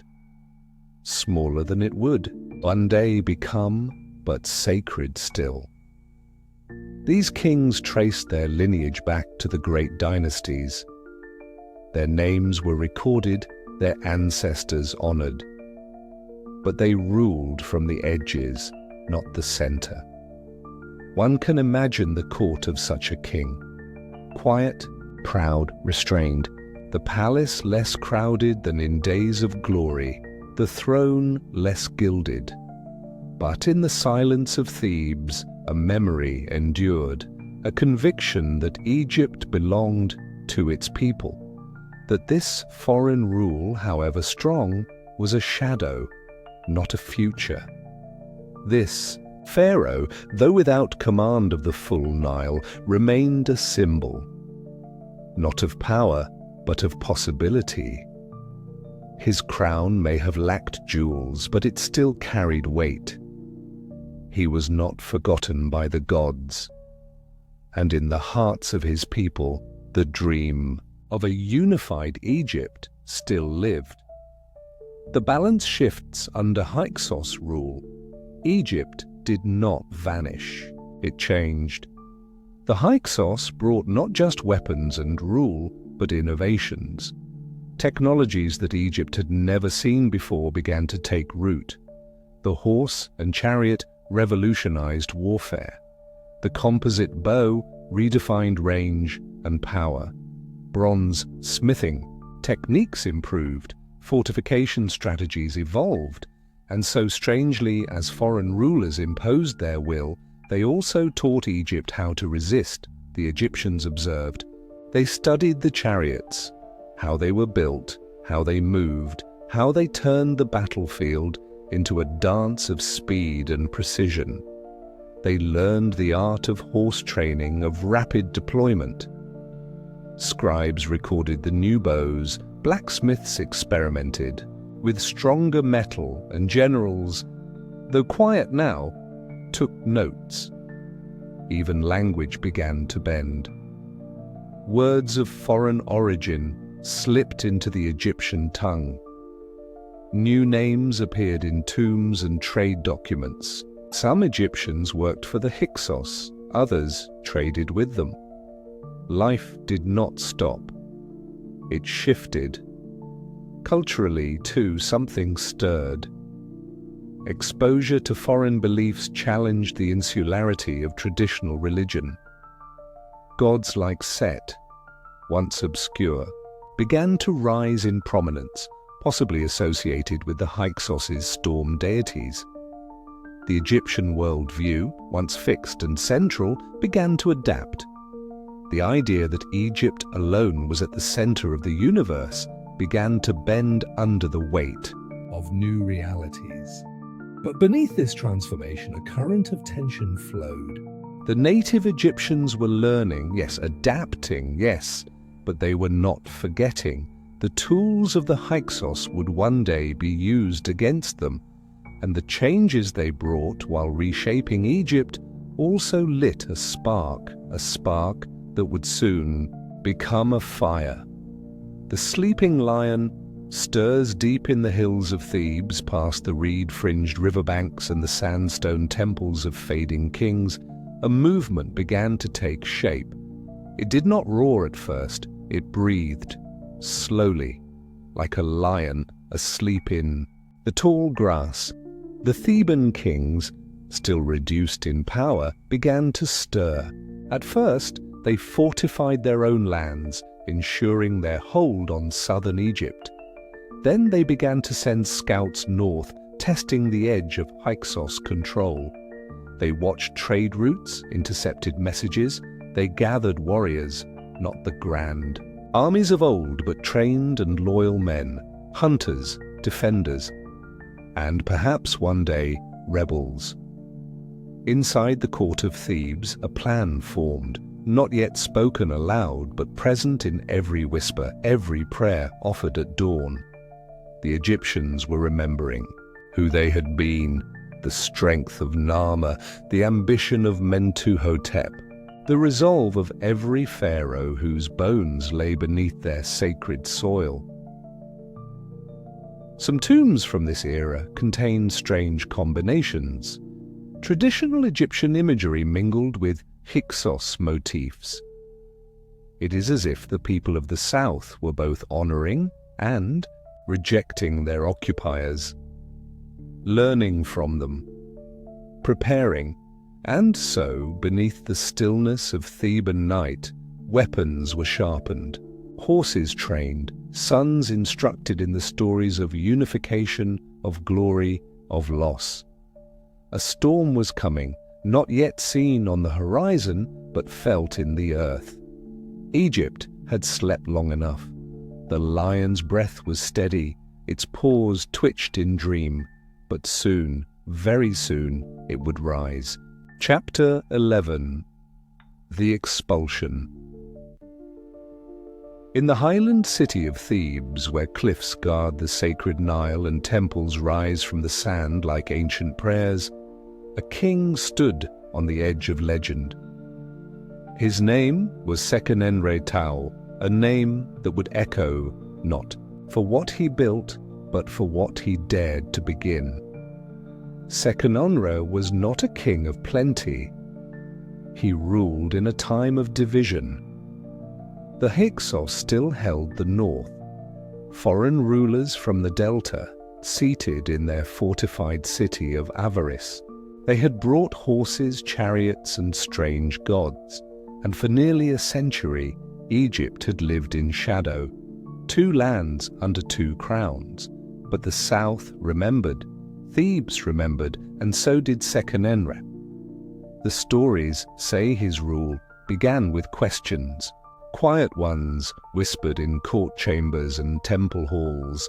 How long would Egypt bow? How long would the Nile carry foreign tribute? How long would the gods wait? But the questions gave way to action. Seqenenre began to fortify his cities, rebuilt the pride of Thebes. He trained soldiers, he sent scouts northward. And when messengers from Avaris demanded tribute once more, even mocking the sacred hippopotami of Thebes in their letters, the king did not answer with gold. He answered with defiance. He marched north. Not with a full army, not with overwhelming strength, but with courage. He met the Hyksos in battle, and there, on the front lines of Egypt's wounded heart, he fell. His body was returned to Thebes, and even now, millennia later, his skull bears the story. Deep cracks, sharp wounds, marks of axe and blade. Not the death of an old king in his sleep, but of a warrior on the field. His wounds were brutal, but not in vain. They were seeds. In that cracked bone lay the first cry of rebellion. The Lion of Egypt had stirred, and in his death a roar was born. The queen and the warrior, sons. Grief did not end the fight, it sharpened it. At Thebes, Seqenenre Tao's body was laid to rest, his wounds wrapped, his soul honored. But behind the veil of mourning stood a figure of unshakable strength, his queen, Ahotep. She was not merely a consort, she was the mother of kings, the keeper of the cause, the spine of a dynasty that refused to break. Ahotep gathered the court. She guarded the throne for her young sons, taught them the legacy of their father, and held the southern kingdom together with poise and grit. While warriors trained and allies whispered, she ruled, not as a placeholder, but as a force.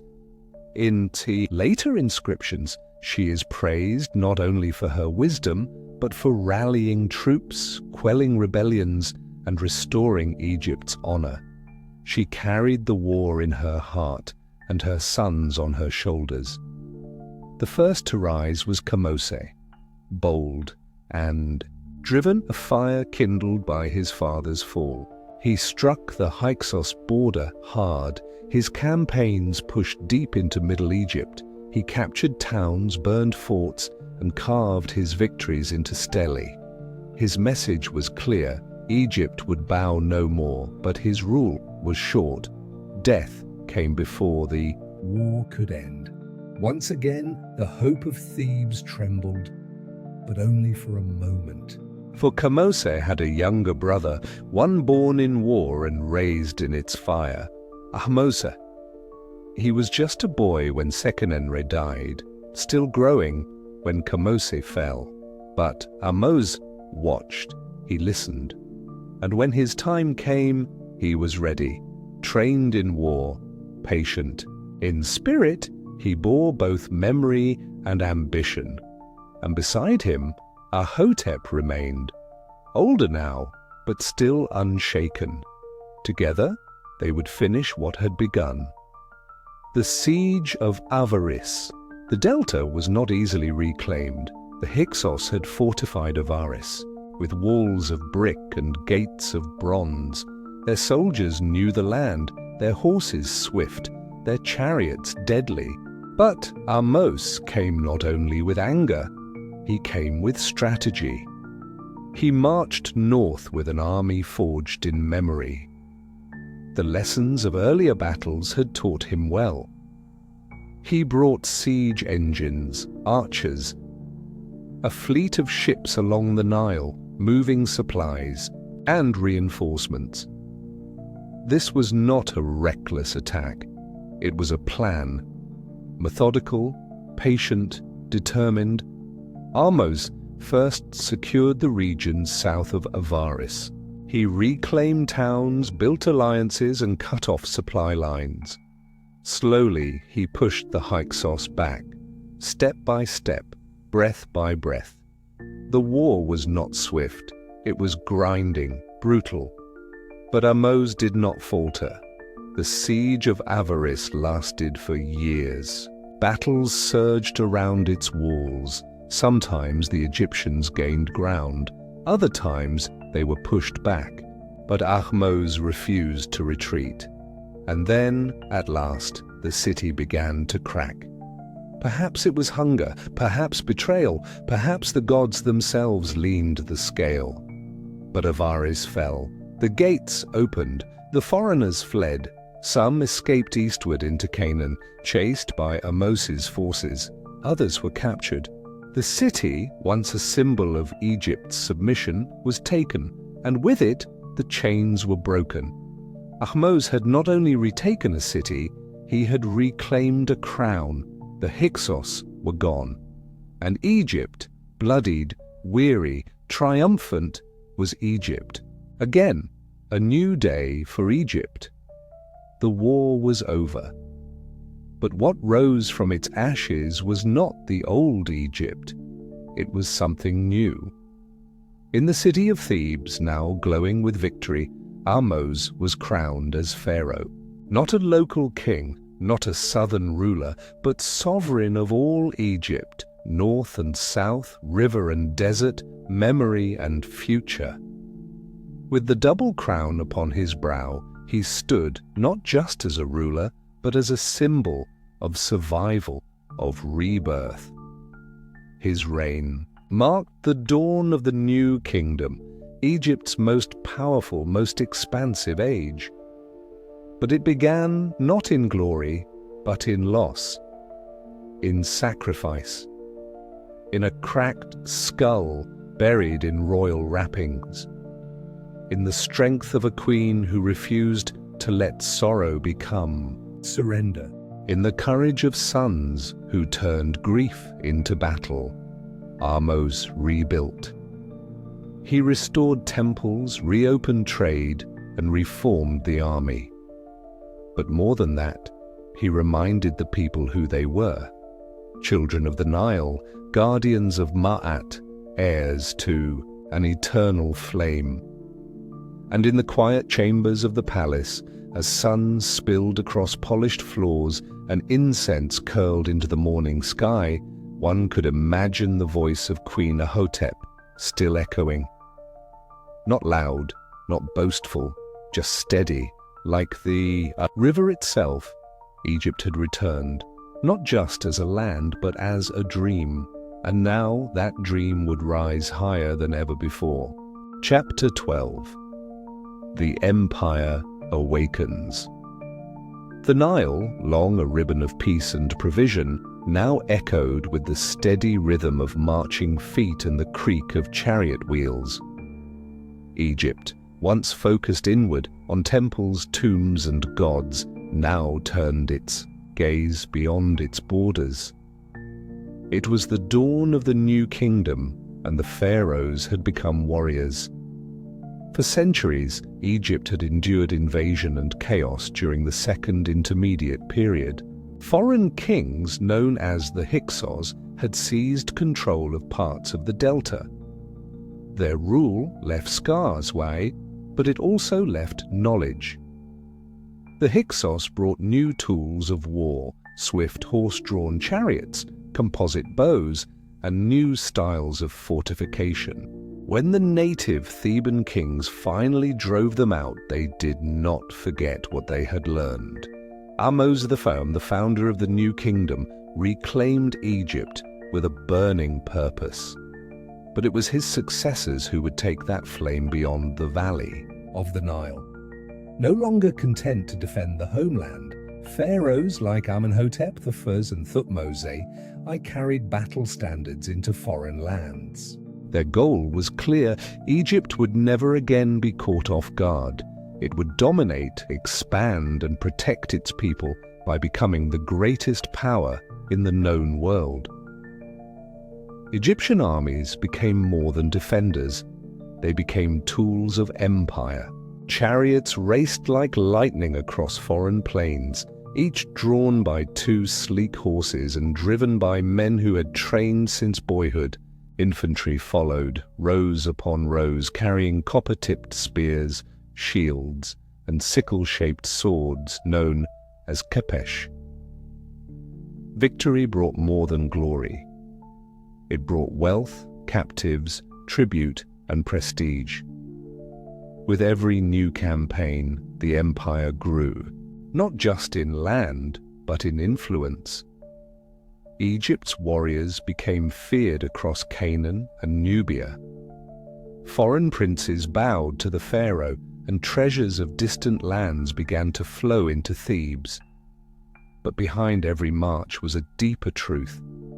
Egypt fought not for conquest alone, but for order, for mart. In their eyes, chaos lived beyond the borders, and it was their sacred duty to bring balance wherever disorder ruled. The pharaohs rode not just as kings, but as guardians of divine harmony. Thutmose the Conqueror, among all the warrior kings of Egypt, none rose as high or struck as far as Thutmose III. Crowned young and overshadowed at first by his stepmother Hatshepsut, he would one day emerge not only as pharaoh, but as one of the greatest military minds in ancient history. Thutmose III was not merely a fighter.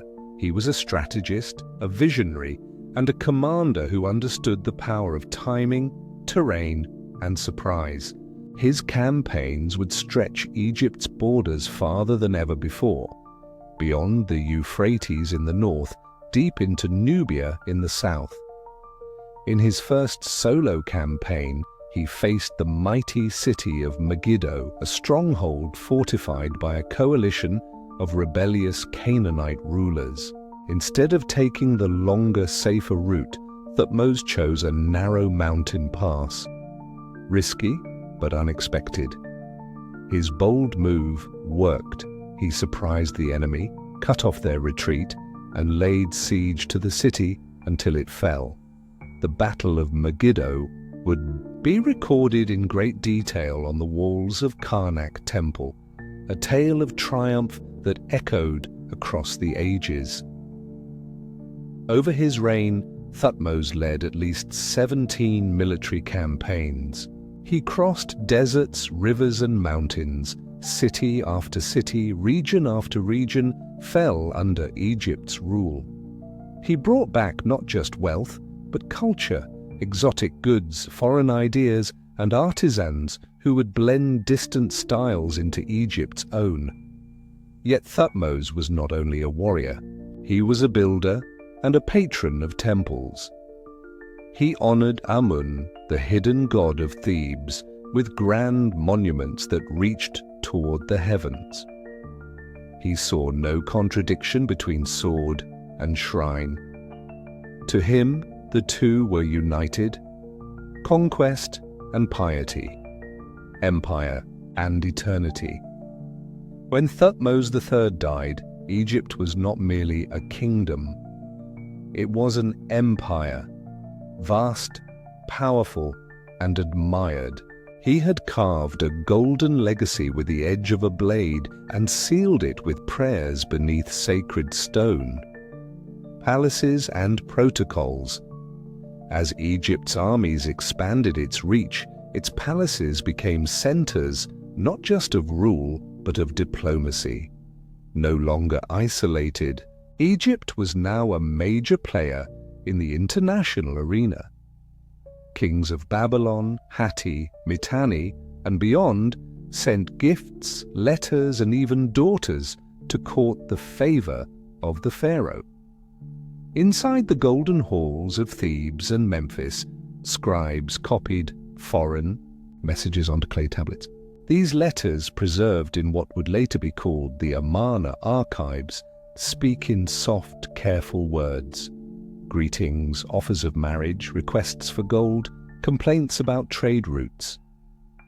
The language was formal, the etiquette exacting. Titles were precise, phrases rehearsed. To offend the pharaoh was to risk war. But diplomacy was not weakness, it was power in another form. Egypt, rich in gold from Nubia and grain from the Nile, held what other nations desired. The pharaoh did not need to march every year. Sometimes a gesture, a gift, or a veiled threat was enough. Marriage alliances were common, with princesses from foreign lands brought into the Egyptian court, though never Egyptian princesses, sent away, for royal daughters were too sacred to leave the land of the gods. The palaces themselves became symbols of this grandeur.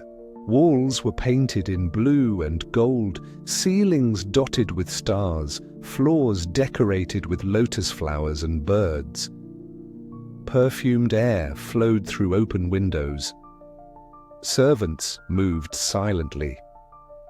The pharaoh, seated upon a gilded throne, was addressed with reverence, not as a man, but as a living god. Here, in these majestic courts, Egypt ruled not only with the sword, but with the scroll. Foreign dignitaries bowed deeply, gold glimmered in the light, and the pharaoh's voice, calm yet commanding, shaped the affairs of kingdoms far beyond the desert's edge. When Egypt ruled the world, there came a time when the sun rose each morning upon an Egypt at its very height. The new kingdom, strong, with victory and wise in diplomacy, stood as the greatest civilization in the known world. From the highlands of Nubia to the rivers of Syria, her name inspired awe. Cities thrived, art flourished. Statues stood taller, temples wider, tombs deeper. Pharaohs like Amenhotep III ushered in an age of splendor. His reign was marked not by war but by building, great halls, serene lakes, and the towering colossi of Memnon, which would greet travelers for millennia to come. The god Amun's temples grew more magnificent, their pylons reaching toward the heavens like mountains carved by gods. Trade moved freely. Ships sailed from Lebanon carrying cedar wood, from Punt with incense and myrrh. Markets bustled with spices, beads and goods unknown a generation before. Craftsmen etched beauty into stone and gold, musicians played in royal gardens, priests led processions through sacred avenues. But for all its wealth, Egypt did not lose its soul. Spirituality remained central. The pharaoh was still seen as the bridge between gods and men. Daily rituals were performed. Prayers were spoken with care. The afterlife, with its promises and trials, remained the guiding light of every heart. And yet beneath this glory, the seeds of change began to stir. Foreign pressures mounted. Rival empires grew bolder. Internally, power sometimes shifted into the hands of priests or nobles, but in this chapter and this golden moment, Egypt was radiant. The empire stood tall. The people walked in pride. It was a time when Egypt ruled the world, not only with strength, but with wisdom, beauty, and faith. Chapter 13. The Queen Who Became Pharaoh. In a time when gods walked in dreams and pharaohs ruled by divine right, a young girl stood quietly in the halls of Egypt's royal palace. Her name was Hatshepsut. Born of noble blood and sacred lineage, she was the daughter of Pharaoh Thutmose I and his great wife, Ahmose. But she was more than a princess. Even in childhood, her presence carried a calm strength. Poised, intelligent, deeply aware of the world around her. Hatshepsut grew up among temples and courtyards, where rituals echoed beneath sandstone pillars, and priests whispered prayers to Amun, the hidden god of Thebes. She watched, listened, and learned. Her education was unlike that of most royal daughters. She was taught not only how to weave and pray, but how to read sacred texts, lead ceremonies, and understand the deep structure of power. When her father passed away, the throne passed not to her, but to her half-brother, Thutmose II, who became her husband. A common royal tradition meant to keep bloodlines pure. As queen and great royal wife, she stepped into her public role with grace. She supported the throne.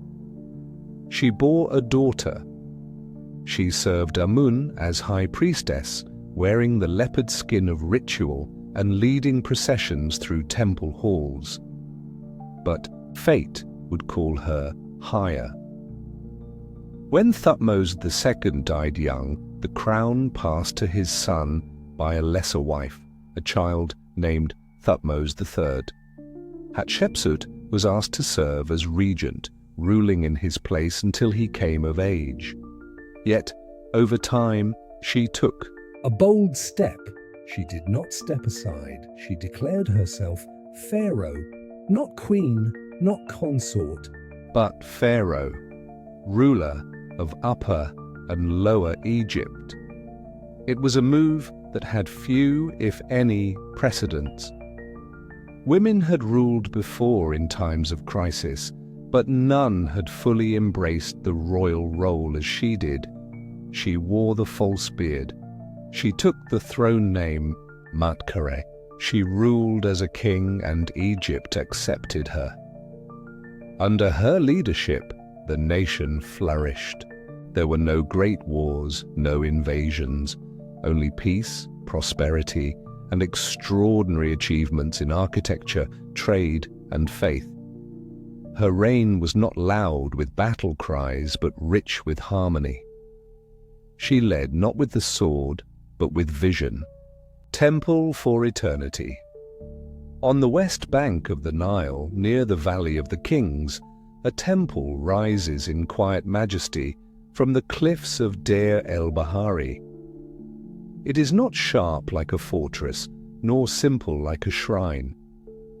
It flows with the landscape as if the earth itself had dreamt it into being.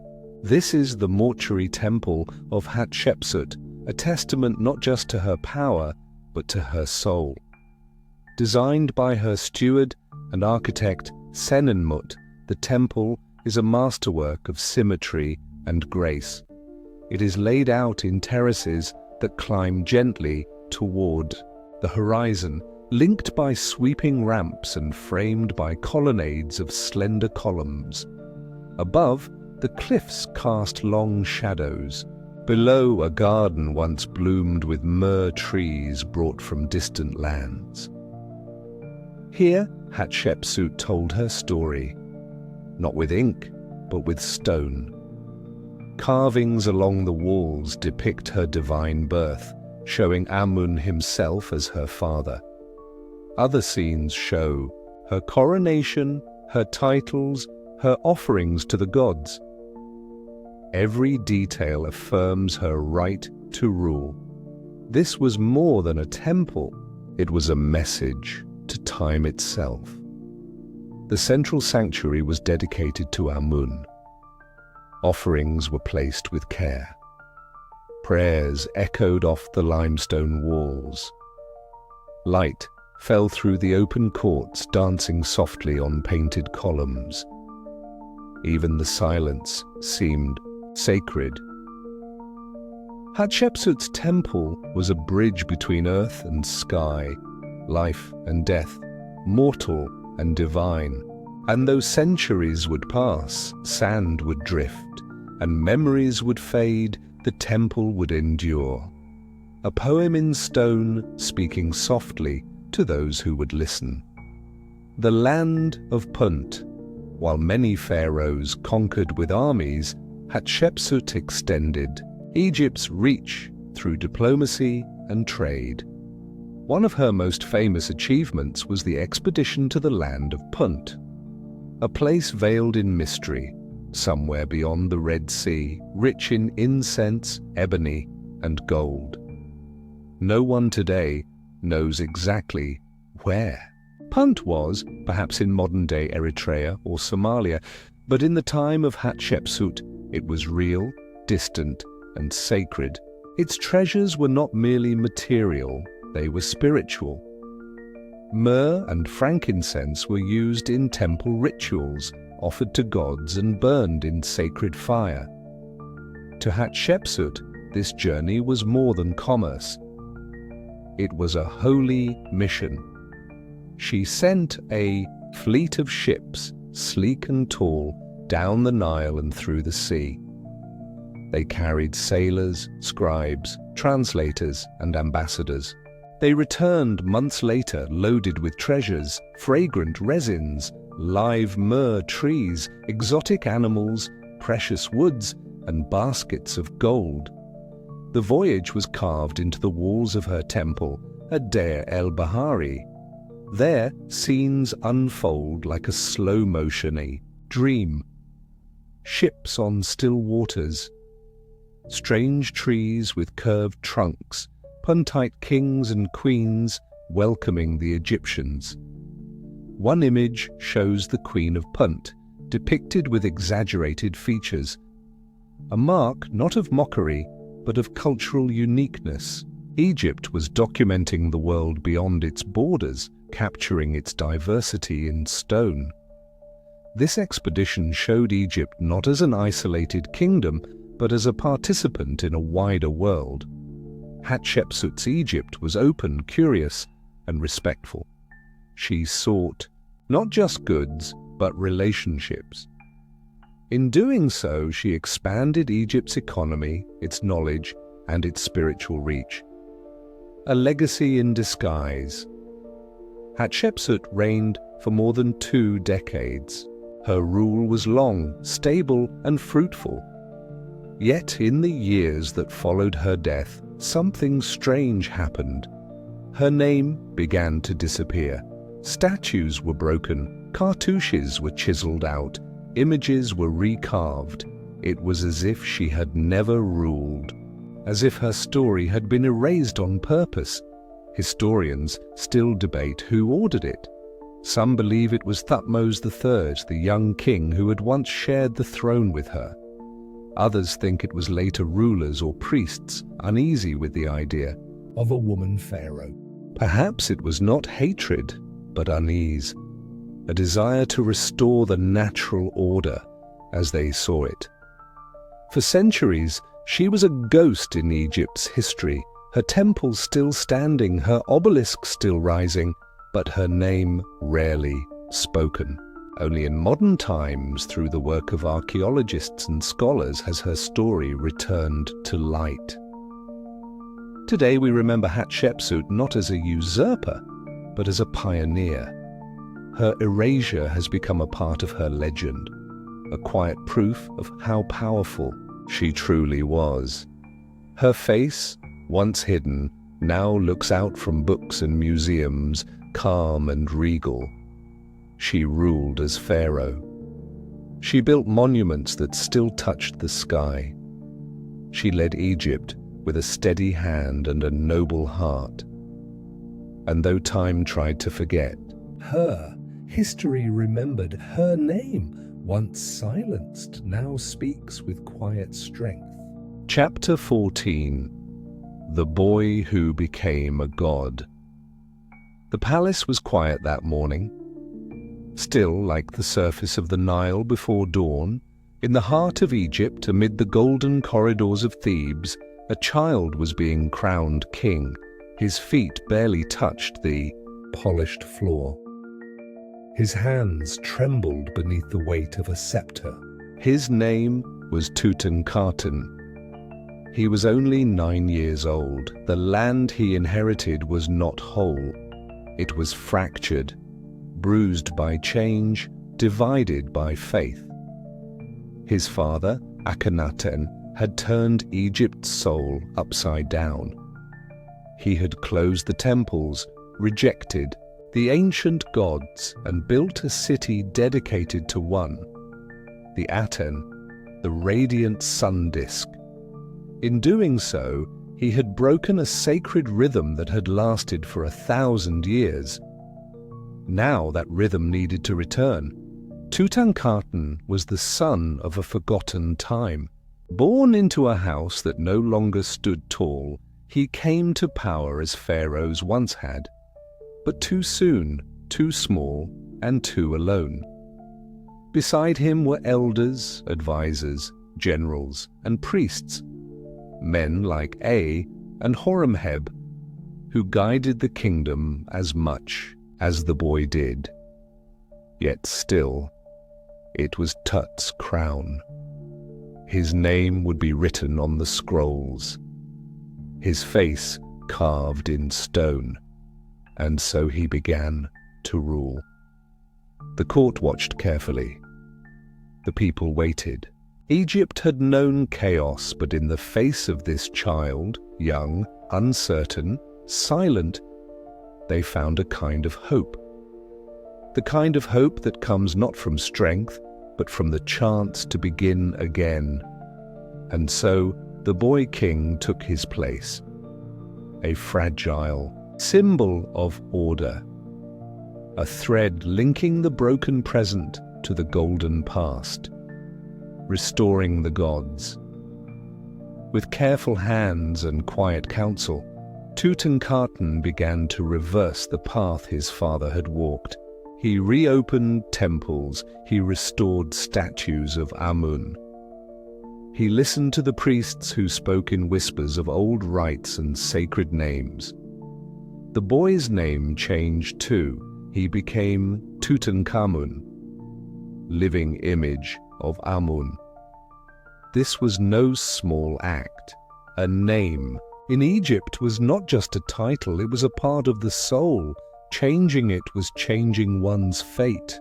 It was an offering to the gods, a statement to the people, a pledge to the world that the old ways would live again. Under his reign, the great temple complexes of Karnak and Luxor were repaired. Priests returned to their altars. Hymns, once silenced, by royal decree rang out once more through the halls of sandstone and incense. But the changes were not only spiritual. Art shifted too. The elongated features of the Amarna style faded. In their place came the familiar forms: broad-shouldered kings, serene queens, and gods with falcon heads and lotus crowns. The world of Egypt, shaken and reshaped, began to find its balance again. Still, it was not a time of great battles or grand construction. Tutankhamun's reign was brief, perhaps only 9 or 10 years. He remained a boy, even as his face matured. He walked softly through his palace, guided by older hands. But in restoring the gods, he helped restore Egypt's heart, and for that, they remembered him. The tomb beneath the sands. Time moved forward, centuries passed like pages in a book buried by dust. Pharaohs rose and fell. Dynasties came and went. Great tombs were looted, temples crumbled, and names were forgotten. Among them, Tutankhamun's name faded into silence. His reign, once so full of fragile promise, was swallowed by the desert wind. But the sands of Egypt do not forget. They only sleep. It was 1922 when the dream stirred again. In the Valley of the Kings, beneath stone and dust, a British archaeologist named Howard Carter stood before a sealed doorway. Years of searching had led to this. A single step carved into the floor of the earth, leading down into shadow. The days that followed felt like myth. As workers cleared the rubble, as Carter brushed away the final grains, as he peered through a hole lit by candlelight, he saw something no one had seen for over 3,000 years. Gold everywhere. Inside, untouched for centuries, was the tomb of Tutankhamun. Not the grandest of tombs, but the most intact.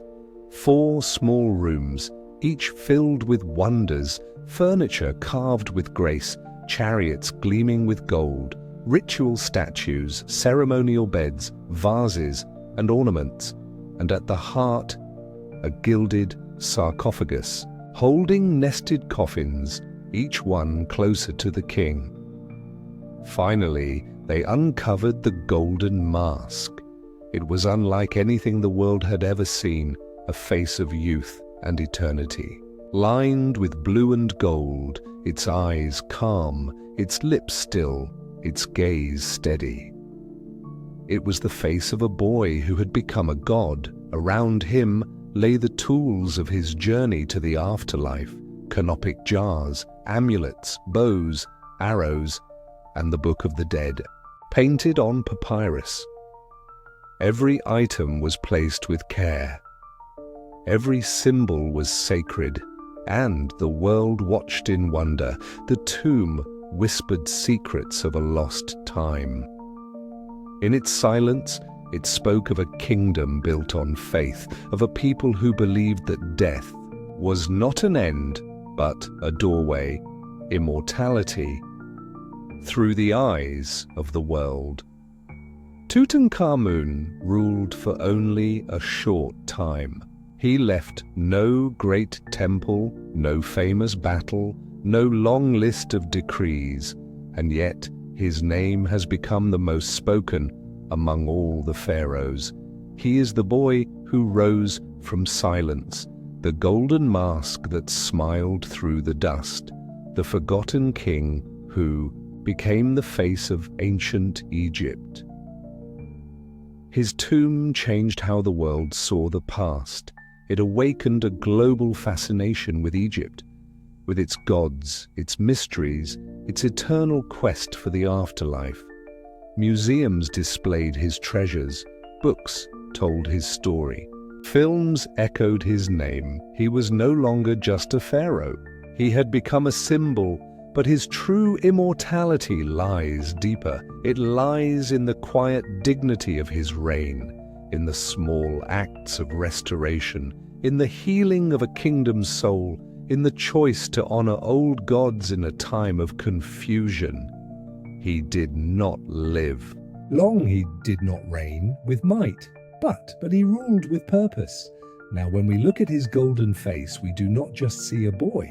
We see all of Egypt, its dreams, its devotion, its silent resilience. Tutankhamun, the boy who became a god, continues to live, not only in tombs and treasures, but in the hearts of those who still hear his story, told softly beneath the stars where the sands remember. Chapter 15. The City of the Heretic King. The wind moved gently across the sands of ancient Egypt, as it always had. But something had changed. A new name was being spoken in temples and streets, not Amun, nor Ra, nor Osiris, not Isis, nor Thoth, nor Hathor, but Aten, the radiant sun disk, giver of light, source of all life.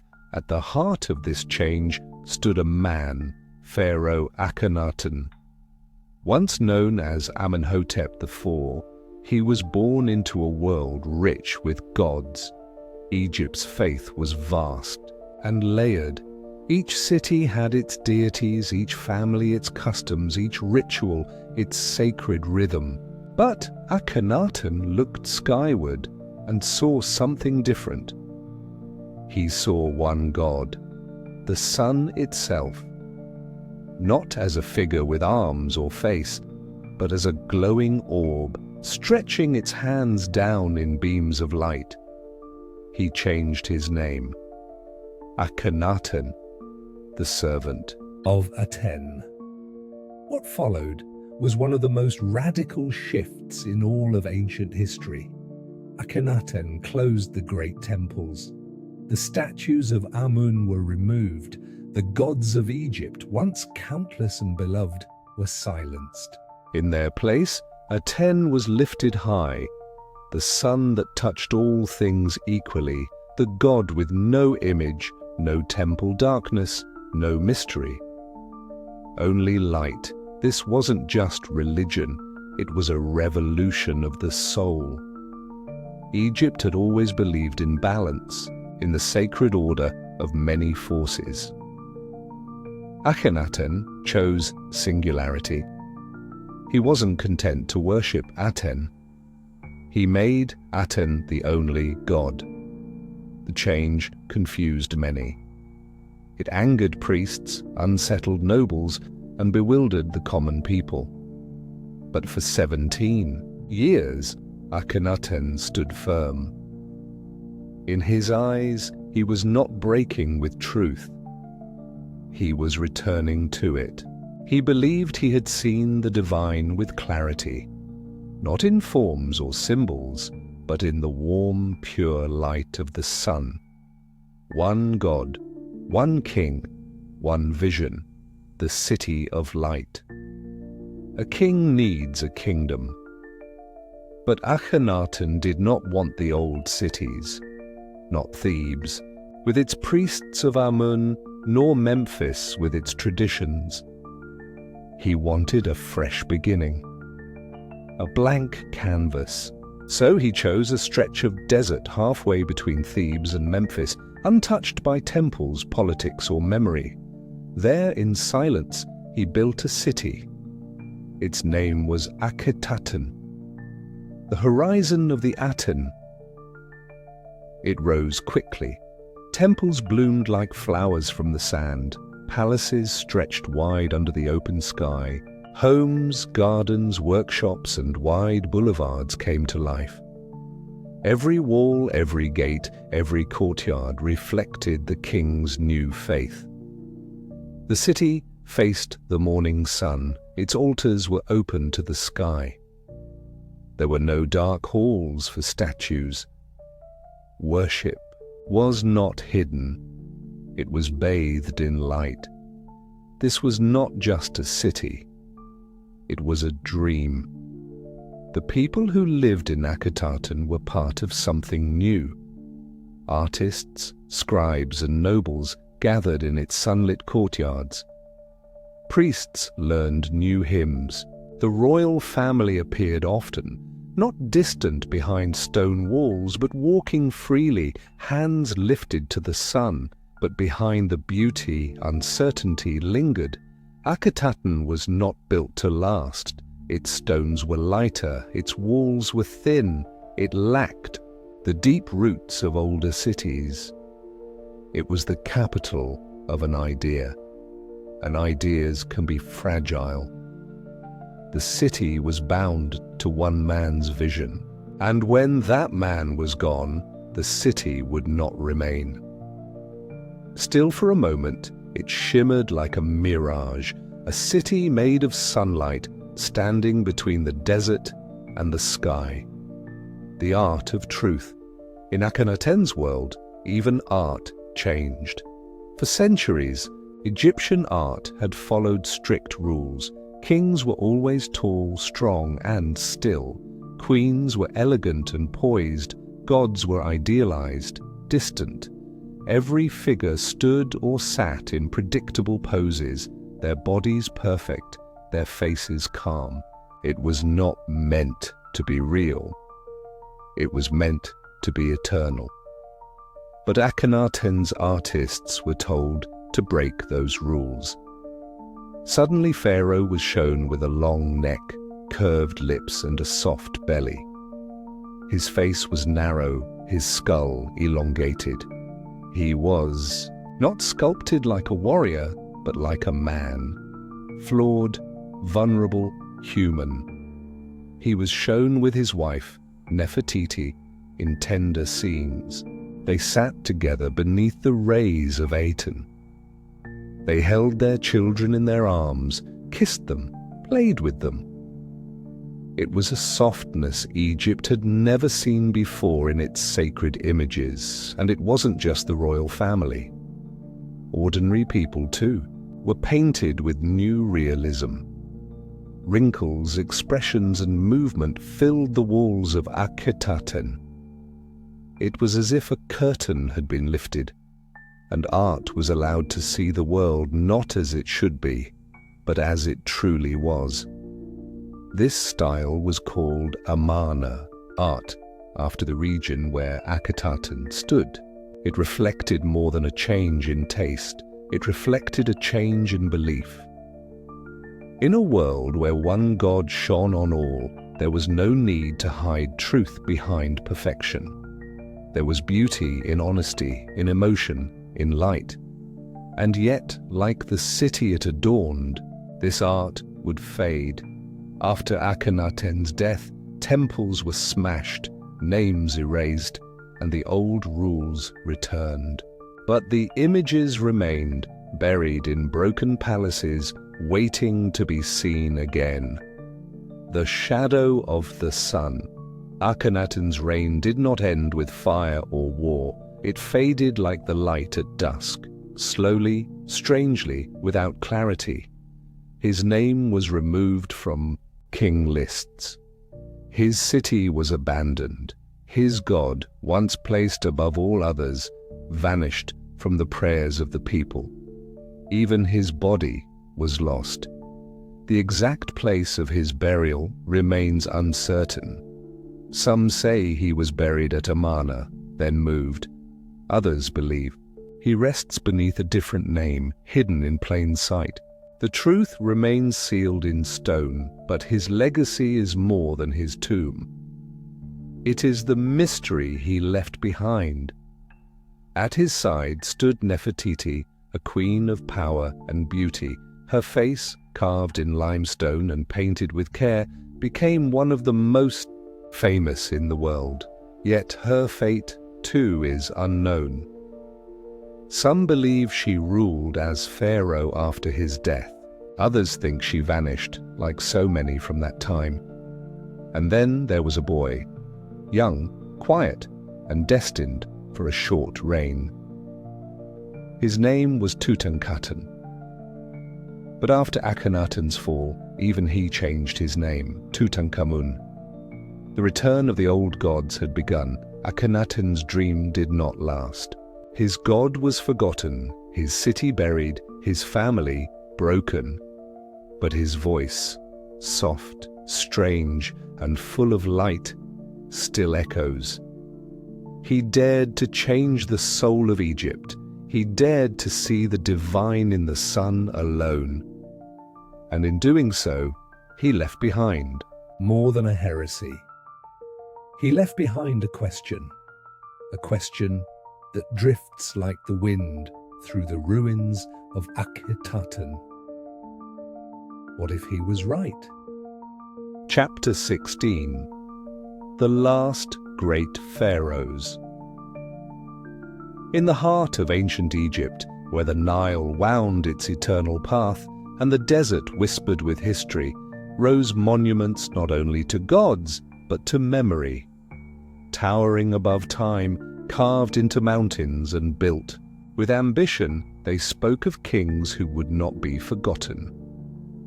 Among these rulers stood two names, Seti I and his son, Rameses II. Pharaohs of stone, pharaohs of scale. Seti I came first. A military leader of sharp mind and precise discipline, he restored Egypt's strength after the turbulent Amarna years.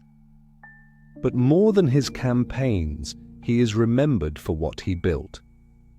At Abydos, Seti raised a temple like no other, serene, detailed, and sacred. Its columns bloom like papyrus. Its reliefs are so delicately carved that they seem to breathe.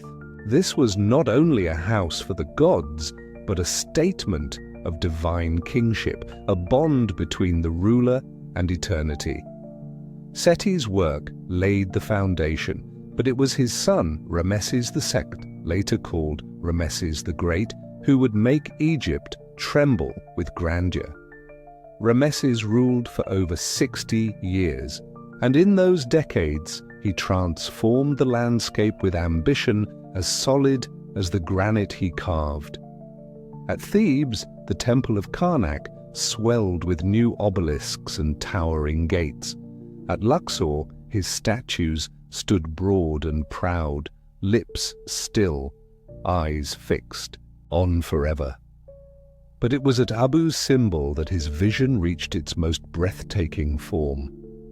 Carved directly into a cliff on Egypt's southern border, the temple was guarded by 4 colossal statues of Rameses himself, each seated, serene, and nearly 70 feet tall, as if to say, "I am here. I was always here." Inside, halls stretched deep into rock, lined with columns shaped like Rameses, scenes of battles, offerings, and gods. On specific days, the sun would shine through the temple to illuminate the innermost sanctuary where the gods and the king sat in eternal light. This was more than architecture. It was legacy made visible.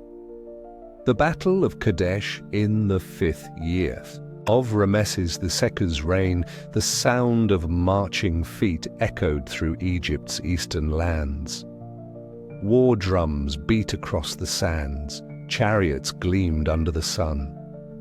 The pharaoh rode at the front, not behind the army, but ahead of it, golden-skinned and lion-hearted. Their destination was Kadesh, a powerful city near the Orontes River in what is now Syria. There, the Hittite Empire had gained strength. Their king, Muwatalli II, stood as a rival to Egyptian power, and both empires wanted control of the same land. What followed would become one of the most famous military encounters in ancient history, not only for its scale, but for the way it was remembered. Rameses divided his army into 4 divisions and marched quickly, hoping to catch Kadesh by surprise. But the Hittites were waiting. Hiding behind the city walls, they launched a sudden and powerful counterattack, smashing through one Egyptian division with chariots and forcing chaos into the Egyptian lines. Rameses, finding himself surrounded and cut off from his main force, fought back with what was later called divine strength. He rallied his men, countered the chariots, and, with the arrival of reinforcements, turned the tide. It was not a clear victory. In truth, the battle ended without a decisive winner, but in Egypt, the story was told differently.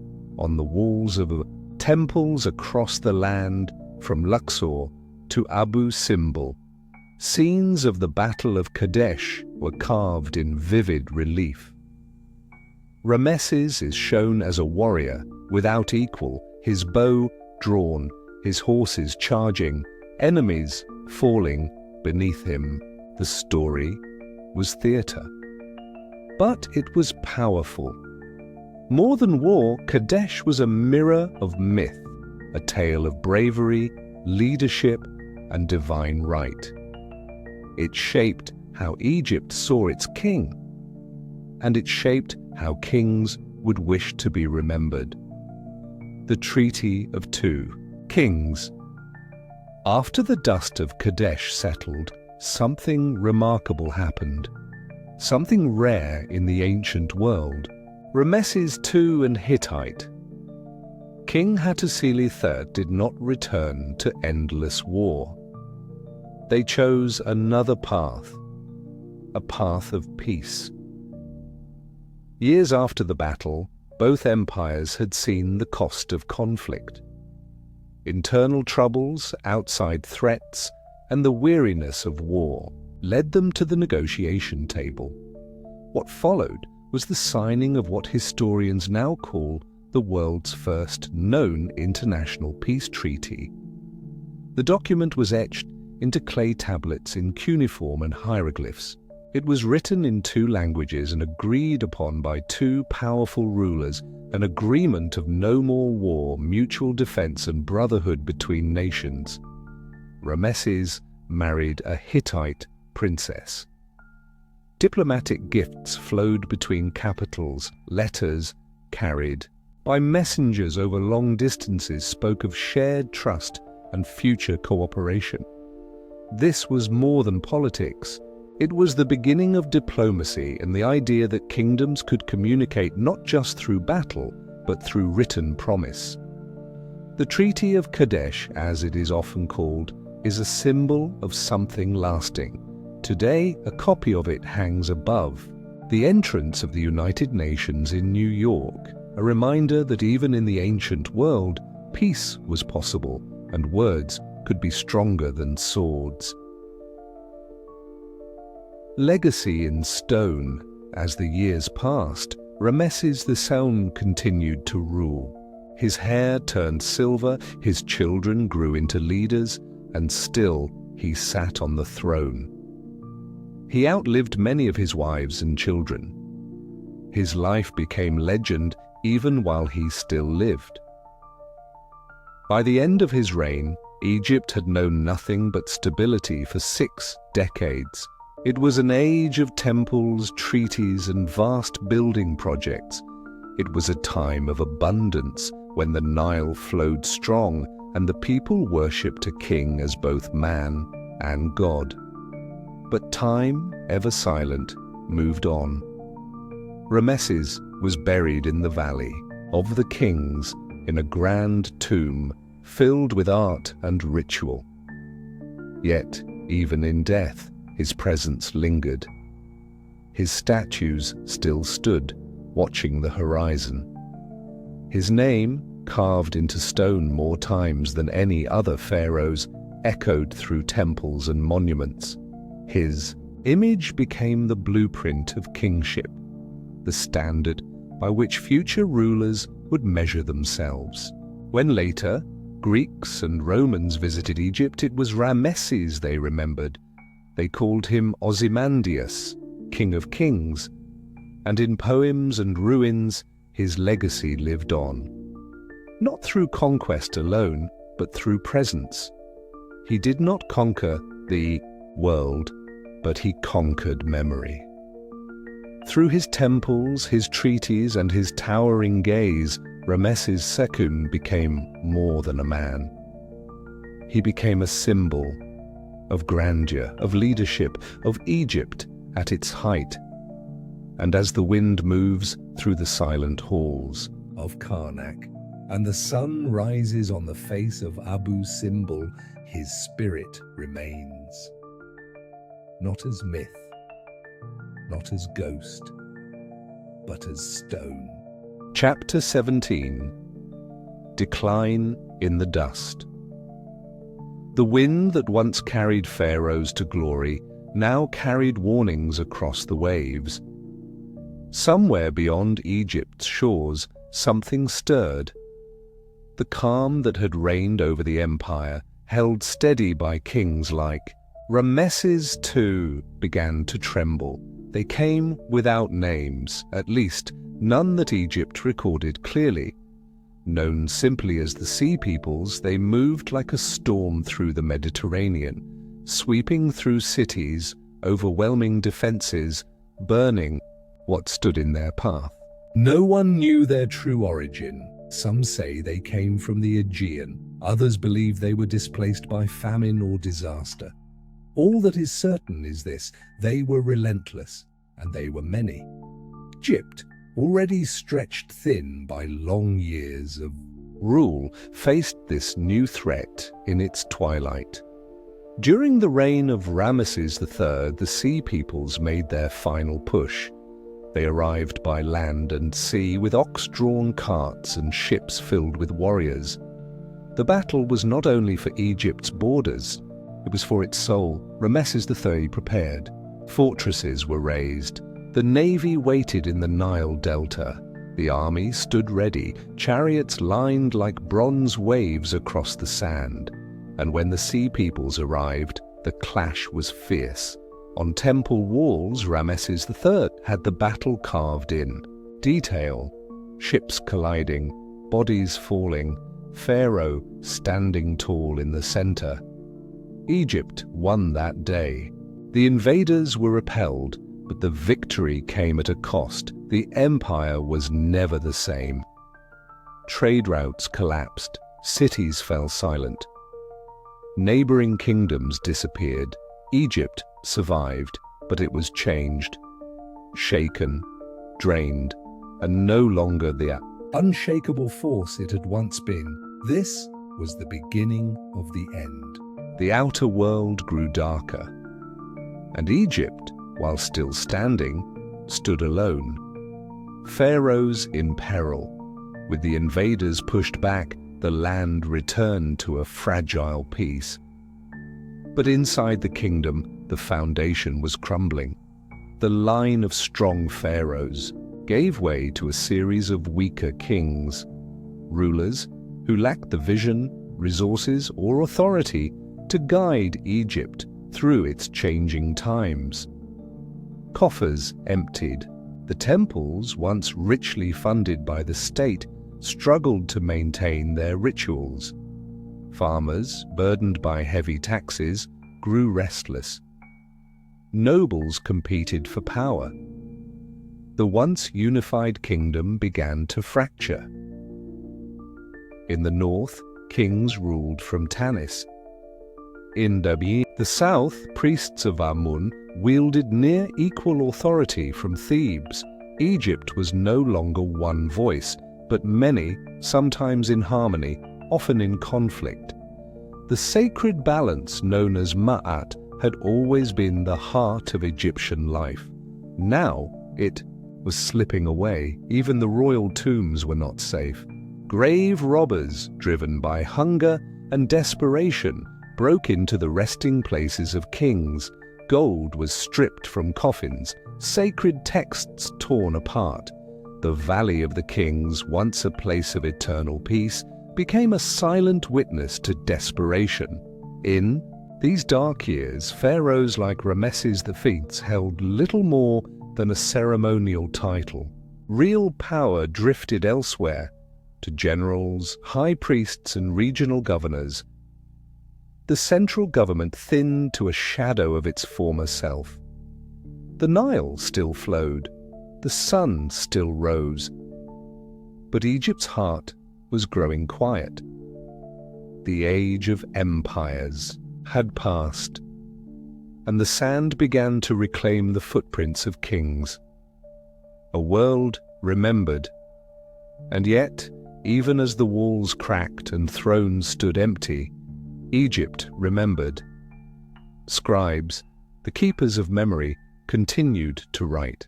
On papyrus and stone, they recorded the whispers of a fading world. In verses filled with longing, they mourned not only the loss of power, but the loss of harmony, beauty, and divine order. In Thebes, one poem spoke of empty streets and silent workshops. The land is in turmoil, it said. The sun hides its face and the gods have turned away. It was not just a report. It was a lament, a quiet weeping inked into history, but even in sorrow, there was reverence. In the midst of collapse, the scribes looked to the past not with bitterness, but with awe. They spoke of the golden age of the pharaohs, the building of temples, the singing of hymns, the steady rule of justice. They wrote of the Nile as a living spirit, of the gods who once walked among men, of kings who had been more than rulers. They had been part of the sacred rhythm. Their words became the bridge between ages. Through them, Egypt remembered itself. And though their voices grew faint, they endured. Long after the palaces had fallen and the armies had disbanded, the scrolls remained. And when later civilizations came, Greeks, Romans, and others, they found not just ruins, but stories. The scribes had carved memory into the bones of Egypt. And in doing so, they kept its soul alive, twilight over the temples. The temples still stood, grand, silent, weathered by time. Karnak, Luxor, Philae.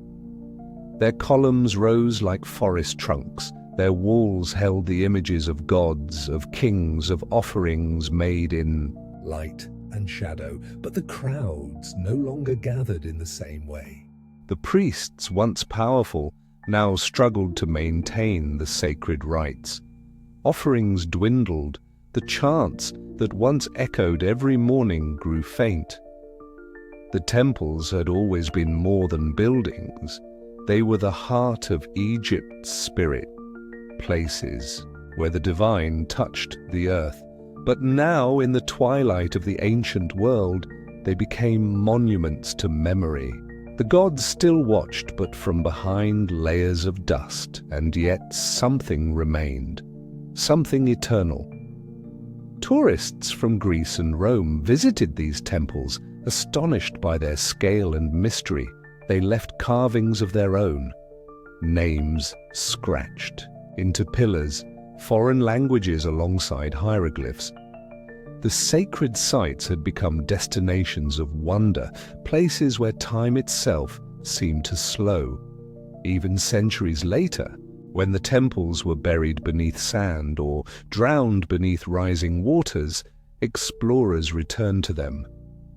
They dug, documented, and dreamed, and with each stone lifted, each carving studied, the past stirred again. Egypt may have declined, its empire may have crumbled, but its temples and the stories they told did not fade. They waited, silent, patient.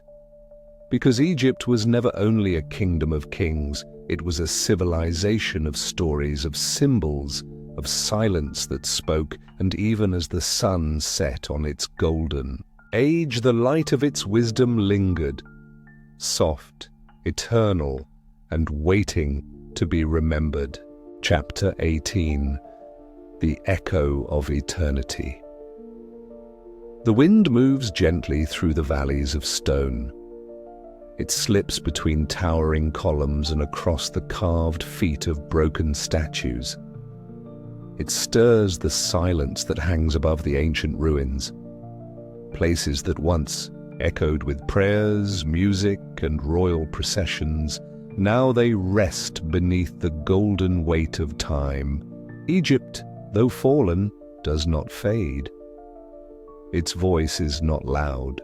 It does not call in shouts or commands, but it is there, quiet, steady, eternal. It speaks in the way sandstone softens under the sun, in the shadows cast by worn obelisks at dawn. It murmurs through hieroglyphs still carved into temple walls, in symbols of lotus and ankh, falcon and sun. Walk through the corridors of Karnak or Luxor, and you will hear it, not with your ears, but with your breath. A hush that seems to stretch backward through time. You are not alone. The past is beside you. Beneath the sand lie fragments of a world built to last forever.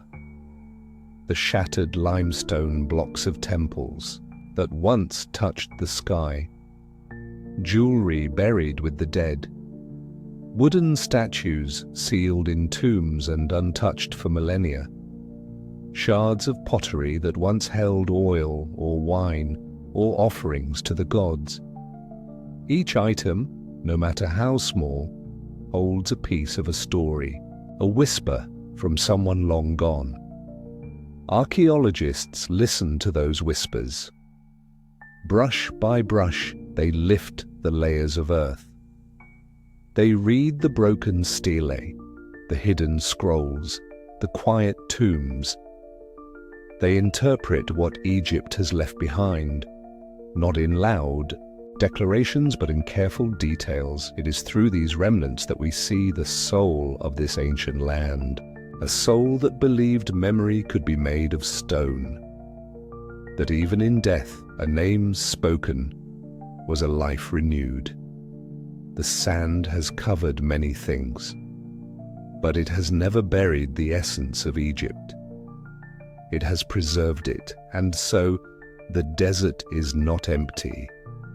It is full of voices, of visions, of a civilization that still speaks, not in noise, but in whispers.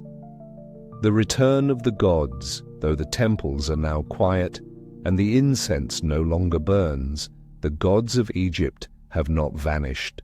They have transformed from daily figures of worship into symbols that live within us. Their names echo in art, in stories, in the questions we still ask. Isis, Osiris, Horus, Thoth, Anubis. These were not just gods, they were ideas made visible. Concepts shaped by imagination and belief. Isis, the mother. Osiris, the reborn. Horus, the protector. Thoth, the keeper of wisdom. Anubis, the gentle guide through death. The Egyptians believed that life and death were not opposites, but partners. That one moved into the other like the sun across the sky. That the soul was made of many parts, each with a task and a journey. The heart held truth. The bar carried identity. The ka, the life force, needed to be nourished in the afterlife. They saw the world not as separate pieces, but as one whole, a web of divine presence, where nature, time, and spirit all flowed together. In today's world, we live by different clocks and different creeds, yet these ancient ideas still touch us.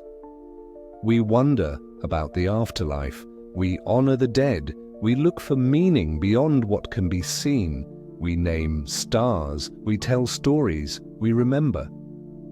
The gods have returned not in statues, but in symbols. They appear in books, in dreams, in silent moments of reflection. They remind us to look deeper, to seek balance, to live with purpose, to walk gently between the seen and the unseen.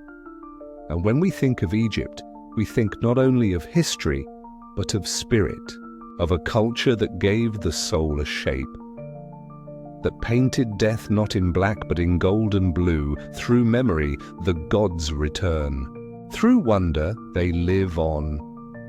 A civilization in the stars. Look up. Above the temples and the tombs, beyond the pyramids and the palm trees, there is another Egypt, one made of light. The ancient Egyptians saw the sky as more than a dome. To them, it was alive. The Milky Way was a heavenly Nile flowing through the afterlife. The stars were not just fire, but souls. The planets were gods in motion. They watched the rising of Sirius, the star they called Sopdet. Its return each year marked the coming of the Nile flood, the breath of life to Egypt's dry soil. Its light told them that the gods still moved, still remembered. They looked to Orion and saw Osiris, the king of the underworld. They aligned pyramids with the stars, as if carving stairways to the sky. The tombs they built were not endings, but launch points for a journey beyond. Even time was measured by the sky. Calendars turned with the heavens. Rituals were timed with the sun's passage, the moon's rhythm. The gods of Egypt did not dwell only in stone or on earth. They were celestial, eternal, present in the great clock above. And so when a pharaoh died, he did not descend. He rose. His soul sailed across the stars, becoming one with the constellations. His name was spoken in the night sky. Today, as we gaze upward, we are not so different. We too seek meaning in the stars. We too trace patterns, give names, tell stories. We too feel the vastness and the connection. Egypt reminds us that we are part of something larger, that the heavens are not cold but sacred, that the stars, though distant, are also home. A civilization of sand became a civilization of light, and somewhere far above, kings still shine. We remember, close your eyes. Picture the Nile flowing under a soft sky. Hear the rustle of papyrus, the distant murmur of hymns in a stone hall, the quiet steps of a priest in a temple courtyard. See the sun rising behind the pyramids, golden light falling on a land built for eternity. This is Egypt, not just in ruins, but in the mind. We remember not because we must, but because we are moved to. Egypt does not fade because it still stirs the human heart. Its beauty is not only in what it built, but in what it believed. That time can be sacred. That memory is a kind of immortality.